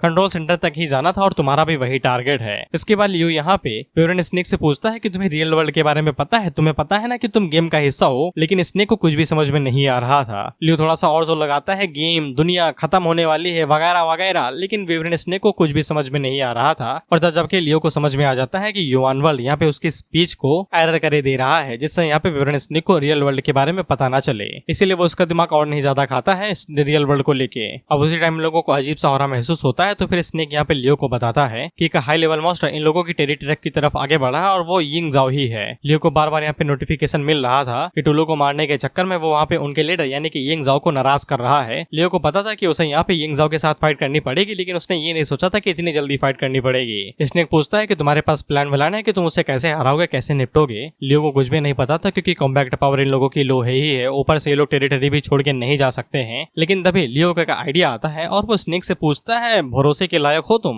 मुझे पता है कि तुमने हाल ही में मेरी काफी ज्यादा मदद की है, लेकिन भरोसा बड़ी गंदी चीज है, मुझे खुद के ऊपर नहीं है, तुम कौन सी खेत की मूली हो। इसके बाद लियो यहाँ पे एकदम रिएक्ट करने लगता है, मुझे पता है तुम मेरी मदद करते हो, ये है वो है वगैरह वगैरह, लेकिन इसके बावजूद मैं यहाँ पे मदद नहीं करना चाहता, ये वो फक ऑफ, मुझे नहीं सुनना। अल्टीमेटली इस हरामी को यहाँ पे विवरण स्नेक के ऊपर भरोसा करना ही पड़ता है। जब ये लोग यहाँ पे इस तरीके की बात कर ही रहे थे, उसी टाइम पे हम लोग देखते हैं कि ग्रैंड फॉरेस्ट जो कि यिंग ज़ाओ की टेरिटरी है वो यहाँ पे इस लैंड के साथ फ्यूज होने लगती है, और जब ये दोनों टेरिटरीज आपस में एक साथ फ्यूज होती हैं तो फिर यहाँ पे बियॉन्ड द डायमेंशन का जो सप्रेशन था वो 30% से रिड्यूस हो जाता है। वहीं पे लियो जब यिंग ज़ाओ की तरफ देखता है तो फिर उसे समझ में आ जाता है कि ये महंगा पड़ेगा। इसके बाद हम लोग विवरण स्नेक को देखते हैं और तुम्हें पता होगा कि ये टेरिटरी के साथ जुड़ा हुआ यानी कि यही पौधा है यहाँ पे। तो विवरण स्नेक यहाँ पे अपने साइज को बड़ा कर लेता है और हमें पता चलता है कि इन लोगों का प्लान यहाँ पे ये है कि विवरण स्नेक इसी टेरिटरी के ऊपर रखेगा और वो यिंग ज़ाओ को कंफ्यूज रखेगा ताकि वो इसी के साथ फाइट करता रहे, और लियो इस टेरिटरी से बाहर निकल के यिंग ज़ाओ की टेरिटरी के अंदर जाएगा और उसके प्लान को डिस्ट्रॉय कर देगा, जिससे टेरिटरी डिस्ट्रॉय हो जाएगी और यिंग ज़ाओ भी मारा जाएगा। बाय द वे स्नेक की एचपी यहाँ पे कुछ ज्यादा ही हाई है क्योंकि वो टेरिटरी के साथ जुड़ गया है, तो वो काफी देर तक यहाँ पे यिंग ज़ाओ को रोक सकता है। लियो को बस एक ही बात की चिंता थी कि अगर यहाँ पे थोड़ा सा पाला भारी पड़ता है तो विवरण स्नेक यहाँ से भाग सकता है अपनी पूंछ बचा के। तब तक हम लोग यिंग ज़ाओ को भी देखते हैं और इसे जैसे ही समझ में आ जाता है कि यहाँ पे क्या चल रहा है तो वो गुर्राता है और उनके ऊपर हमला करने के लिए रेडी हो जाता है। वह पे स्नेक लियो से कहता है कि तुम चिंता ना करो क्योंकि मैंने यहाँ पे तुम्हारी टेरिटरी का मेमोरी स्टोरेज आइटम बनने का फैसला किया, यानी कि वही पौधा, तो फिर तुम चिंता ना करो, जिस वचन जाए जैसे भी हो मैं यहाँ पे तुम्हारे साथ रहूंगा, इसलिए तुम भरोसा कर सकते हो। इसके बाद यिंग ज़ाओ यहाँ पे स्नेक के ऊपर अटैक कर देता है तो यू टेरिटरी अपनी छोड़ता है और यिंग ज़ाओ की टेरिटरी के ऊपर छलांग लगा के ऊपर चढ़ने लगता है। लियो जिस तरीके से यहाँ पे टेरिटरी के ऊपर चढ़ रहा था उतने ही तेजी के साथ यहाँ पे स्नेक की एचपी खत्म होती जा रही थी और लियो को यहाँ पे उस यिंगज़ाओ के पेड़ को डिस्ट्रॉय करना ही पड़ेगा, स्टोरेज आइटम को, नहीं तो यहाँ पे स्नेक डिस्ट्रॉय हो जाएगा तो वो भी मारा जाएगा और उसकी जर्नी यहीं पे ही खत्म हो जाएगी। लेकिन उसी पल हम लोग देखते हैं कि यहाँ पे जो मूछ वाला अंकल भी था सेंचुरी गिल्ड की तरफ से, वो भी उस टेरिटरी के ऊपर चढ़ रहा था। इसके बाद हम लोग लियो को टेरिटरी के ऊपर देखते हैं जहाँ पे जब वो ऊपर पहुंचता है तो फिर पेड़ बहुत ही बड़ा था, एकदम ह्यूज। वही वो पेड़ के पास जाता है तो उसकी जड़ यहाँ पे लियो के कमर तक आ रही थी। लियो को यहाँ पे बस इस पेड़ को डिस्ट्रॉय करना था, लेकिन क्या वो इस पेड़ को डिस्ट्रॉय कर पाएगा? बिल्कुल भी नहीं। मैंने तुम्हें पहले ही बता दिया था कि यहाँ पे हर एक स्किल का एक काउंटर स्किल है। यिंगज़ाओ जो अपनी टेरिटरी को छोड़ के गया है वो ऐसा ही नहीं छोड़ के गया, क्योंकि जब लियो इस पेड़ को छूता है तो फिर उसे पता चलता है कि इस पेड़ के ऊपर यहाँ पे 100 फ्लावर गॉड की ब्लेसिंग है, जो कि यहाँ पे इस पेड़ को प्रोटेक्शन देती है। जब तक उधर यिंगज़ाओ नहीं मरेगा तब तक ये पेड़ डिस्ट्रॉय नहीं हो सकता, चाहे इस पे भूकंप आ जाए, न्यूक्लियर बॉम्ब गिर जाए या फिर यूएसए यहाँ पे फ्रीडम देने के लिए ही क्यों ना आ जाए, लेकिन ये पेड़ नहीं डिस्ट्रॉय होगा तो नहीं होगा। अब लियो की फटी क्योंकि विवरण स्नेक की एचपी यहाँ पे लगातार कम होते ही जा रही थी। वो अपनी स्वॉर्ड निकाल के अटैक करने की कोशिश करता है, लेकिन इसका कोई फायदा नहीं था। सिस्टम उसे बता देता है कि ग्रैंड फॉरेस्ट तुम्हारे अटैक से पूरी तरीके से इम्यून है। क्योंकि लियो को समझ में आ चुका था कि अटैक करने से कुछ नहीं होगा, तो वो थोड़ी सी बुद्धि लगाने लगता है, क्या पता दूसरा पेड़ भी यहाँ पे हो, कहीं छुपा हो, ये नकली हो, दिखावा हो, वगैरह वगैरह। लेकिन उसे कुछ भी समझ में नहीं आ रहा था। उसी के पीछे हम लोग मूछ अंकल को देखते हैं और जब लियो को समझ में आ जाता है कि यहाँ पे दाल नहीं गलेगी तो वो अपनी टेरिटरी की तरफ आगे बढ़ने लगता है ताकि वो यिंगज़ाओ से सामने सामने फाइट कर सके, क्योंकि उसी को मारने के बाद ही टेरिटरी डिस्ट्रॉय होगी, ऐसे तो होने नहीं वाली। लेकिन जब लियो यहाँ से जा ही रहा तो उसी टाइम पे मूछ अंकल उसे रोकते हैं। ये कहते हैं वे गिव अप कर रहे हो क्या? इसके बाद लियो पीछे मुड़ के मूछ अंकल की तरफ देखता है और वो बताता है कि ये यहाँ पे सेंचुरी गिल्ड का मेंबर है और इसके पास यहाँ पे डिस्पर्स स्किल है। डिस्पर्स स्किल यहाँ पे किसी भी प्लेयर की कोई स्किल ब्लेसिंग को डी अटैच कर सकती है। यानी कि मूछ अंकल यहाँ पे जो इस यिंगज़ाओ के पेड़ के ऊपर 100 फ्लावर गॉड की ब्लेसिंग लगी हुई अपनी डिस्पर्स स्किल के साथ में उसे हटा सकते हैं और लियो उस पेड़ को डिस्ट्रॉय कर सकता है। लेकिन क्यों मूछ अंकल यहाँ पे लियो की मदद करेगा? लियो यहाँ पे मूछ अंकल से कहता है, मुझे पता है कि तुम हमेशा से पेड़ के पीछे छुपे हुए थे, लेकिन मैंने तुमसे कुछ कहा नहीं। अब मैं यहाँ पे उस मॉन्स्टर के साथ फाइट करने के लिए जा रहा हूँ, तो फिर क्या तुम यहाँ पे सिर्फ इंतजार करोगे हम दोनों के कमजोर होने का और हमारे ऊपर हमला करके मार दोगे? लेकिन सिचुएशन के हिसाब से यहाँ पे तुम कुछ कर भी नहीं सकते, क्योंकि तुम्हारी डिस्पर्स स्किल यहाँ पे पेड़ के ऊपर काम करेगी ही नहीं, क्योंकि तुम्हारे एट्रीब्यूट्स लो हैं। इसलिए तुम्हें मेरी ब्लेसिंग की जरूरत होगी ताकि तुम्हारे एट्रीब्यूट्स हाई सके और तुम डिस्पर्स स्किल का इस्तेमाल करके पेड़ से ब्लेसिंग हटा सको। इसीलिए तुम्हें मेरी मदद चाहिए। लेकिन अगर मैं मर जाऊंगा तो फिर तुम कुछ भी नहीं कर पाओगे और वो मॉन्स्टर अल्टीमेटली तुम्हें भी मार देगा। और अगर ऐसी बात है तो फिर मैं तुम्हारी मदद कर सकता हूँ सिचुएशन के हिसाब से, ताकि हम लोग यहाँ से जिंदा बच सकें। मूछ अंकल की रिएक्शन से हमें पता चलता है कि वो यही सोच रहे थे, लेकिन उन्हें इस बात की चिंता थी कि अगर ये मेरे सभी एट्रीब्यूट्स को यहाँ पे बफ दे देगा तो इसके ऊपर मैं अटैक करूंगा, क्या इसे इस बात का डर नहीं है या फिर इसके पास कोई ट्रम्प कार्ड छुपा हुआ होगा? मूछ अंकल लेते समय यहाँ पे अपनी बुंड बचाने के बारे में सोचते हैं, तो वो लियो से कहते हैं कि तुमने सही सोचा, जल्दी से मुझे ब्लेसिंग दो ताकि मैं यहाँ पे इस एट्रीब्यूट को हटा सकूं, ताकि हम लोग यहाँ से जिंदा बच सकें। लियो को यहाँ पे बिल्कुल भी घबराने की जरूरत नहीं थी, क्योंकि वो यहाँ पे हर किसी को अकेले संभाल सकता है, बस गार्डन बैकयार्ड लीडर को छोड़ के। मैं पढ़ के आया हूँ ना भाई, मुझे पता है सब कुछ। मूछ अंकल को पता था कि ये साला कुछ तो प्लानिंग कर रहा है, इसलिए वो उसे दूर से ही रोक देते हैं, क्योंकि उन्हें ऐसा लगता था कि लियो का की वेपन यहाँ पे कटाना है। ऑफ कोर्स नहीं, वो गन है जैसा कि हमें पता है, इसीलिए वो उसे 3 मीटर दूरी रख देते हैं, कहते हैं कोविड आ रहा है दूर रहो। इसके बाद लियो अपने वादे के मुताबिक यहाँ पे ब्लेसिंग का इस्तेमाल करता है और मूछ अंकल के सभी एट्रीब्यूट्स को इंक्रीज कर देता है, कहता कि वो भी ब्लेसिंग को पाके हैरान हो जाते हैं, शायद पहली बार मिली है इन्हें ब्लेसिंग। वह इन्हें ऐसा लग रहा था कि वो यहाँ पे लियो को आसानी के साथ हरा सकते हैं ब्लेसिंग का इस्तेमाल करके। लेकिन सबसे पहले यहाँ पे पेड़ के ऊपर से 100 फ्लावर गॉड ब्लेसिंग को हटाना है, ताकि ये वाला बवाल खत्म हो सके, क्योंकि यिंगज़ाओ कभी भी आ सकता है यहाँ पे इनकी पुंगी बजाने के लिए। खैर 100 फ्लावर गॉड की ब्लेसिंग जैसे ही पेड़ के ऊपर से हटती है तो फिर पेड़ नॉर्मल आ जाता है। लियो भी काफी ज्यादा खुश हो जाता है, लेकिन उसी टाइम पे यहाँ पे यिंगज़ाओ की घर्राने की आवाज आती है, तो लियो पीछे मुड़ के देखता है। मूछ अंकल को लगता है कि यही मौका है, जिसके बाद वो तुरंत लियो के ऊपर अपने वेपन से एकदम स्लैश मार देते हैं। ये कहते हैं कि तुम लोग कुछ ज्यादा ही केयरलेस हो, तुम्हें ऐसा क्यों लगा कि मैं तुम्हारे ऊपर हमला नहीं करूंगा? लेकिन हम लोगों को पता चलता है कि ये सिर्फ एक आफ्टर इमेज थी, क्योंकि लियो को कुछ भी नहीं होता और ऊपर से वो ब्लेसिंग को यहाँ पे रीसेट कर देता है, यानी कि मूछ अंकल के सारे एट्रीब्यूट्स यहाँ पे दोबारा नॉर्मल स्टैट्स पे आ गए। इसके बाद लियो मूछ अंकल से कहता है कि अब मेरी बारी है तुम्हारे ऊपर अटैक करने की। तो मूछ अंकल आगे से कहते हैं कि अच्छा ये है तुम्हारा ट्रम्प कार्ड, तुम्हें ऐसा लगा कि मेरा रेशियो यहाँ पे तुमसे कम है तो फिर तुम आसानी के साथ मुझे हरा सकते हो, जैसे ही मैं यहाँ पे डिस्पर्स एबिलिटी का यूज करूंगा। इसके बाद लियो कटाना लेके मूछ अंकल के ऊपर अटैक करने की कोशिश करता है, लेकिन मूछ अंकल उससे कहते हैं तुम्हें क्या लगता है कि मेरे पास कुछ ट्रम्प कार्ड नहीं होगा क्या? इसके बाद वो आगे से अपनी स्किल का यूज करते हैं, जो कि होता है सस्पेंड वेपन, जिससे वो अपने टारगेट के वेपन को यहाँ पे कुछ टाइम के लिए 1 मिनट के लिए सस्पेंड यानी कि गायब कर सकते हैं। इसलिए जब लियो यहाँ पे अंकल के ऊपर स्लैश मारता है तो उसका अंकल के ऊपर कोई असर नहीं होता, क्योंकि लियो का वेपन यहाँ पे सस्पेंड हो गया था। इससे लियो यहाँ पे अब शॉर्ट टाइप वेपन्स को यूज नहीं कर सकता है। हैरान न होना, तुम्हें ऐसी चीजें बहुत बार देखने को मिलेंगे, क्योंकि एक स्किल का काउंटर स्किल यहाँ पे ऐसे ही बनाया गया है। भाई प्लॉट है, भाई प्लॉट है। खैर अब मूछ अंकल की बारी थी, वो लियो के ऊपर अटैक करते हुए कहते हैं तुम्हें क्या लगा कि मैं यहाँ पे तुम्हें ऐसे ही जीतने दूंगा, वगैरह वगैरह, फक ऑफ, मुझे नहीं सुनना तुम्हारी बातें। लेकिन लियो मूछ अंकल से कहता है शुक्रिया अपने ट्रम्प कार्ड को यहाँ पे रिवील करने के लिए, जिसके बाद वो पलक झपकता ही वहां से गायब हो जाता है। लेकिन लियो की स्पीड कुछ ज्यादा ही है मूछ अंकल के मुकाबले में, इसलिए वो पलक झपकता ही मूछ अंकल के पीछे जाता है और उनकी कनपट्टी के ऊपर बंदूक तान देता है। मूछ अंकल उससे कहते हैं कि तुम एक छोटी सी बंदूक के साथ मुझे नहीं हरा सकते। लियो आगे से कहता है कोई नॉर्मल प्लेयर होता तो वो भले ही हार जाता, लेकिन मैं थोड़ा सा अलग टाइप का बंदा हूँ। मूछ अंकल उससे कहते हैं कि निशाना तो लगाओ ना, साला मैं पहले ही भाग जाऊंगा। तो लियो आगे से फ्रीज स्किल का इस्तेमाल करता है और अंकल को एक ही जगह पे कैद करके पेड़ के ऊपर गोली मार देता है। ऐसे मूछ अंकल यहाँ पे एक झटके के अंदर ही मारे जाते हैं। लियो से कहता है भले तुम मेरे दोनों वेपन यहाँ पे सस्पेंड कर देते, लेकिन इसके बावजूद तुम मुझे मार ना पाते, क्योंकि मेरी स्पीड तुमसे ज्यादा है। बस तुम मेरा टाइम ही वेस्ट करते और कुछ भी नहीं। अब लियो ने यहाँ पे मूछ अंकल को मारा था, तो फिर लियो को ज्यादा कुछ भी नहीं मिलता है। बस यहाँ पे मूछ अंकल की जो कंप्यूटिंग पावर थी वो लियो के पास ट्रांसफर हो जाती है। अब लियो के पास टोटल यहाँ पे 16% कंप्यूटिंग पावर थी। विवरण स्नेक की एचपी यहाँ पे धीरे धीरे कम होती ही जा रही थी, बेचारा वो मरने वाला था। वहीं पे हम लोग विवरण स्नेक को देखते हैं जो कि यहाँ पे यिंग ज़ाओ को रोकने की कोशिश कर रहा था, लेकिन वो भारी ही पड़ रहा था और वो अपने मन के अंदर यही सोचता है कि पता नहीं इससे ज्यादा टाइम क्यों लगा रहा है, कहीं मैं भाग ना जाऊं छोड़ के। इसके बाद लियो ने यहाँ पे ऑफ स्क्रीन यानी कि पेट चैप्टर में दिखाया नहीं गया, पिन को डिस्ट्रॉय कर दिया था और यिंग ज़ाओ मारा गया था। और हाँ, यहाँ पे जो प्लेयर से कंप्यूटिंग पावर मिलती है वो अलग कंप्यूटिंग पावर है, और जो टेरिटरीज को डिस्ट्रॉय करके कंप्यूटिंग पावर मिलती है वो अलग कंप्यूटिंग पावर है। प्लेयर्स वाली कंप्यूटिंग पावर का इस्तेमाल करके यहाँ पे आर्किटेक्ट स्किल का यूज किया जा सकता है, और यहाँ पे टेरिटरी वाली कंप्यूटिंग पावर का यूज करके टेरिटरीज को अपग्रेड किया जा सकता है, जैसे कि हमारा विवरण स्नेक। इसके बाद लियो यहाँ पे स्नेक को शुक्रिया कहता है इतनी देर तक होल्ड बैक करने के लिए। स्नेक आगे से कहता है कि मैं तो भागने वाला था, ये खुद तुम्हारी किस्मत अच्छी कि तुमने सही समय पे वापस एंट्री मार दी।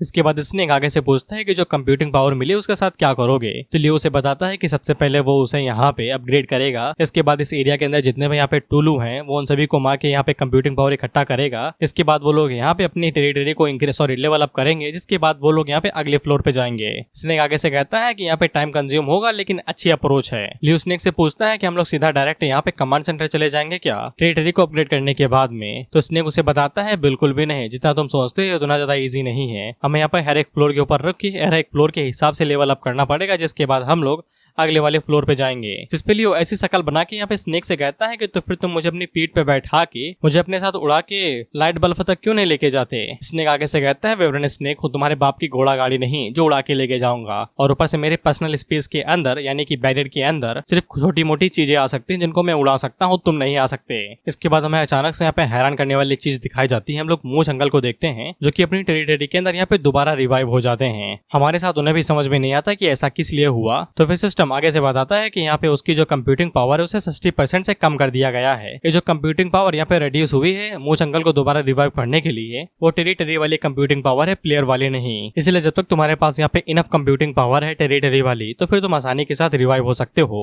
लेकिन अगर कंप्यूटिंग पावर कब पड़ी तो सीधा बाहर एकदम लॉबी के अंदर। खैर मूछ अंकल यहाँ पे अपने सेंचुरी गिल्ड के लीडर को ये सभी चीजें बता देते हैं कि उनकी भिड़ंत यहाँ पे लियो के साथ हुई, लेकिन वो मुंह की खा के वापस आ गए, और कंप्यूटिंग पावर वाली बात भी। इसके बाद हम लोग लियो को देखते हैं और उसने अपने इलाके के जितने भी टूलू मॉन्स्टर्स थे उन सभी के टेरिटरी डिस्ट्रॉय करके बहुत ज्यादा कंप्यूटिंग पावर इकट्ठा कर ली थी। ये इतनी ज्यादा हो गई थी कि लियो अपनी टेरिटरी को यहाँ पे अपग्रेड करके सेकंड फ्लोर तक लेके जा सकता था। इसलिए लियो जैसे ही यहाँ पे अपने टेरिटरी को अपग्रेड करता है तो उसका टेरिटरी यहाँ पे उड़ते हुए सेकंड फ्लोर के लिए निकल जाता है। वह पे लियो ऊपर जाते हुए बस यही सोच रहा था कि पता नहीं सेकंड फ्लोर पे कोई अच्छा तरीका होगा क्या, इससे हम लोग जल्दी जल्दी यहाँ पे कंप्यूटिंग पावर इकट्ठा कर सके। खैर इसके बाद अगला सीन सेकंड फ्लोर का होता है बियॉन्ड द डायमेंशन का। वह पे सेकंड फ्लोर पे रहने वाले मास्टर ये किन्हारा थे। सिस्टम यहाँ पे ये लियो को बता देता है कि तुम जैसे यहाँ पे किन्हारा किंग टेरिटरी के अंदर घुसोगे तो फिर किन्हारा किंग यहाँ पे तुम्हें अपना टारगेट बना लेगा। वह भी किन्हारा मास्टर यहाँ पे जैसे ही लियो को देखते हैं तो इनका हेट रेट भाई सीधा 10 पॉइंट से 100 पॉइंट से ऊपर पहुंच जाता है सिर्फ देखते ही। इससे लियो बेचारे स्पीचलेस हो गया था, क्योंकि उसे कुछ समझ में ही नहीं आ रहा था कि वो इनका सामना कैसे करेगा। एक दो किन्हारा मॉन्स्टर्स को मारेगा तो ये सब कुछ उसे चारों तरफ से घेर ही लेंगे यार, ये मुसीबत कम नहीं थी। तो फिर हम लोग देखते हैं कि यहाँ पे एक और मॉन्स्टर आता है जो कि उस पूरे टेरिटरी को ही खा जाता है गप से। ये बिल्कुल वेल टाइप में ही समझो, बस मूछें निकली हुई एकदम धड़ाधड़। इसको देख के बेंटेन का वो अपग्रेड वाला एलियन याद आ गया, बस एडवांस वर्जन वाला। लियो उसे देख के हैरान होता है। तो फिर स्नेक यहाँ पे लियो को बताता है कि ये रियोन डिवोवर है, यानी कि निगलने वाला, खाने वाला। अगर यहाँ पे टेरिटरी के पास स्ट्रॉन्ग मेम्ब्रेन यानी कि स्टोरेज आइटम नहीं होता है तो फिर रियोन डिवोवर उसे निगल लेते हैं। ये एक तरीके से मूविंग मेम्ब्रेन ही समझो, जो कि यहाँ पे दूसरी टेरिटरीज और मॉन्स्टर्स को प्रोटेक्ट करता है। वह पे लियो अपने मन के अंदर यही सोचता है कि यहाँ पे ये एक तो होगा नहीं साला, 10-15 तो होंगे ही होंगे रियोन डिवोवर। और वो मन के अंदर सोचता है कि अगर वो किसी प्लांट व्लांट या टेरिटरी को डिस्ट्रॉय कर देता है तो वो कंप्यूटिंग पावर पावर लेने के लिए जाएगा कैसे। वो उसके ऊपर अटैक करेंगे तो वो तो डायरेक्ट से डिवोवर ही कर लेंगे और उसे समझ में आ जाता है कि सेकंड फ्लोर के अंदर कंप्यूटिंग पावर कलेक्ट करना और भी ज्यादा टफ और मुश्किल हो गया है। और इसी के साथ ये एपिसोड यहीं पे ही खत्म होता है। मुझे नहीं पता भाई सीरीज के साथ क्या होगा, मैंने ये अपलोड कर दी क्योंकि मुझे लग रहा था कि एक बार चेक कर लेना चाहिए कि व्यूज आते हैं या नहीं। बाकी मेरा दिन भाई एकदम खराब चल रहा है। साला मैंने वो वीडियो अपलोड करी, अच्छा परफॉर्म करी, तो साला वो रिमूव कर दिया यूट्यूब ने उसे, क्योंकि मैंने जो शुरुआत में कहा था ना, मुझे फर्क नहीं पड़ता कि कौन क्या एक्सप्लेन करता है, हमें जो करना है वो करता है। लेकिन यूट्यूब को ये लगा कि मैं यहाँ पे तुम्हें सिखा रहा हूँ कि धमकी कैसे दी जाती है, लोगों के ऊपर वायलेंस कैसे किया जाता है, इसलिए वीडियो रिमूव हो गई। मैं जो तुम लोगों से कहता हूँ कि ना मेरा नसीब यहाँ पे डूबा हुआ है, तो मैं मजाक में नहीं कहता, वो सच में डूबा हुआ है।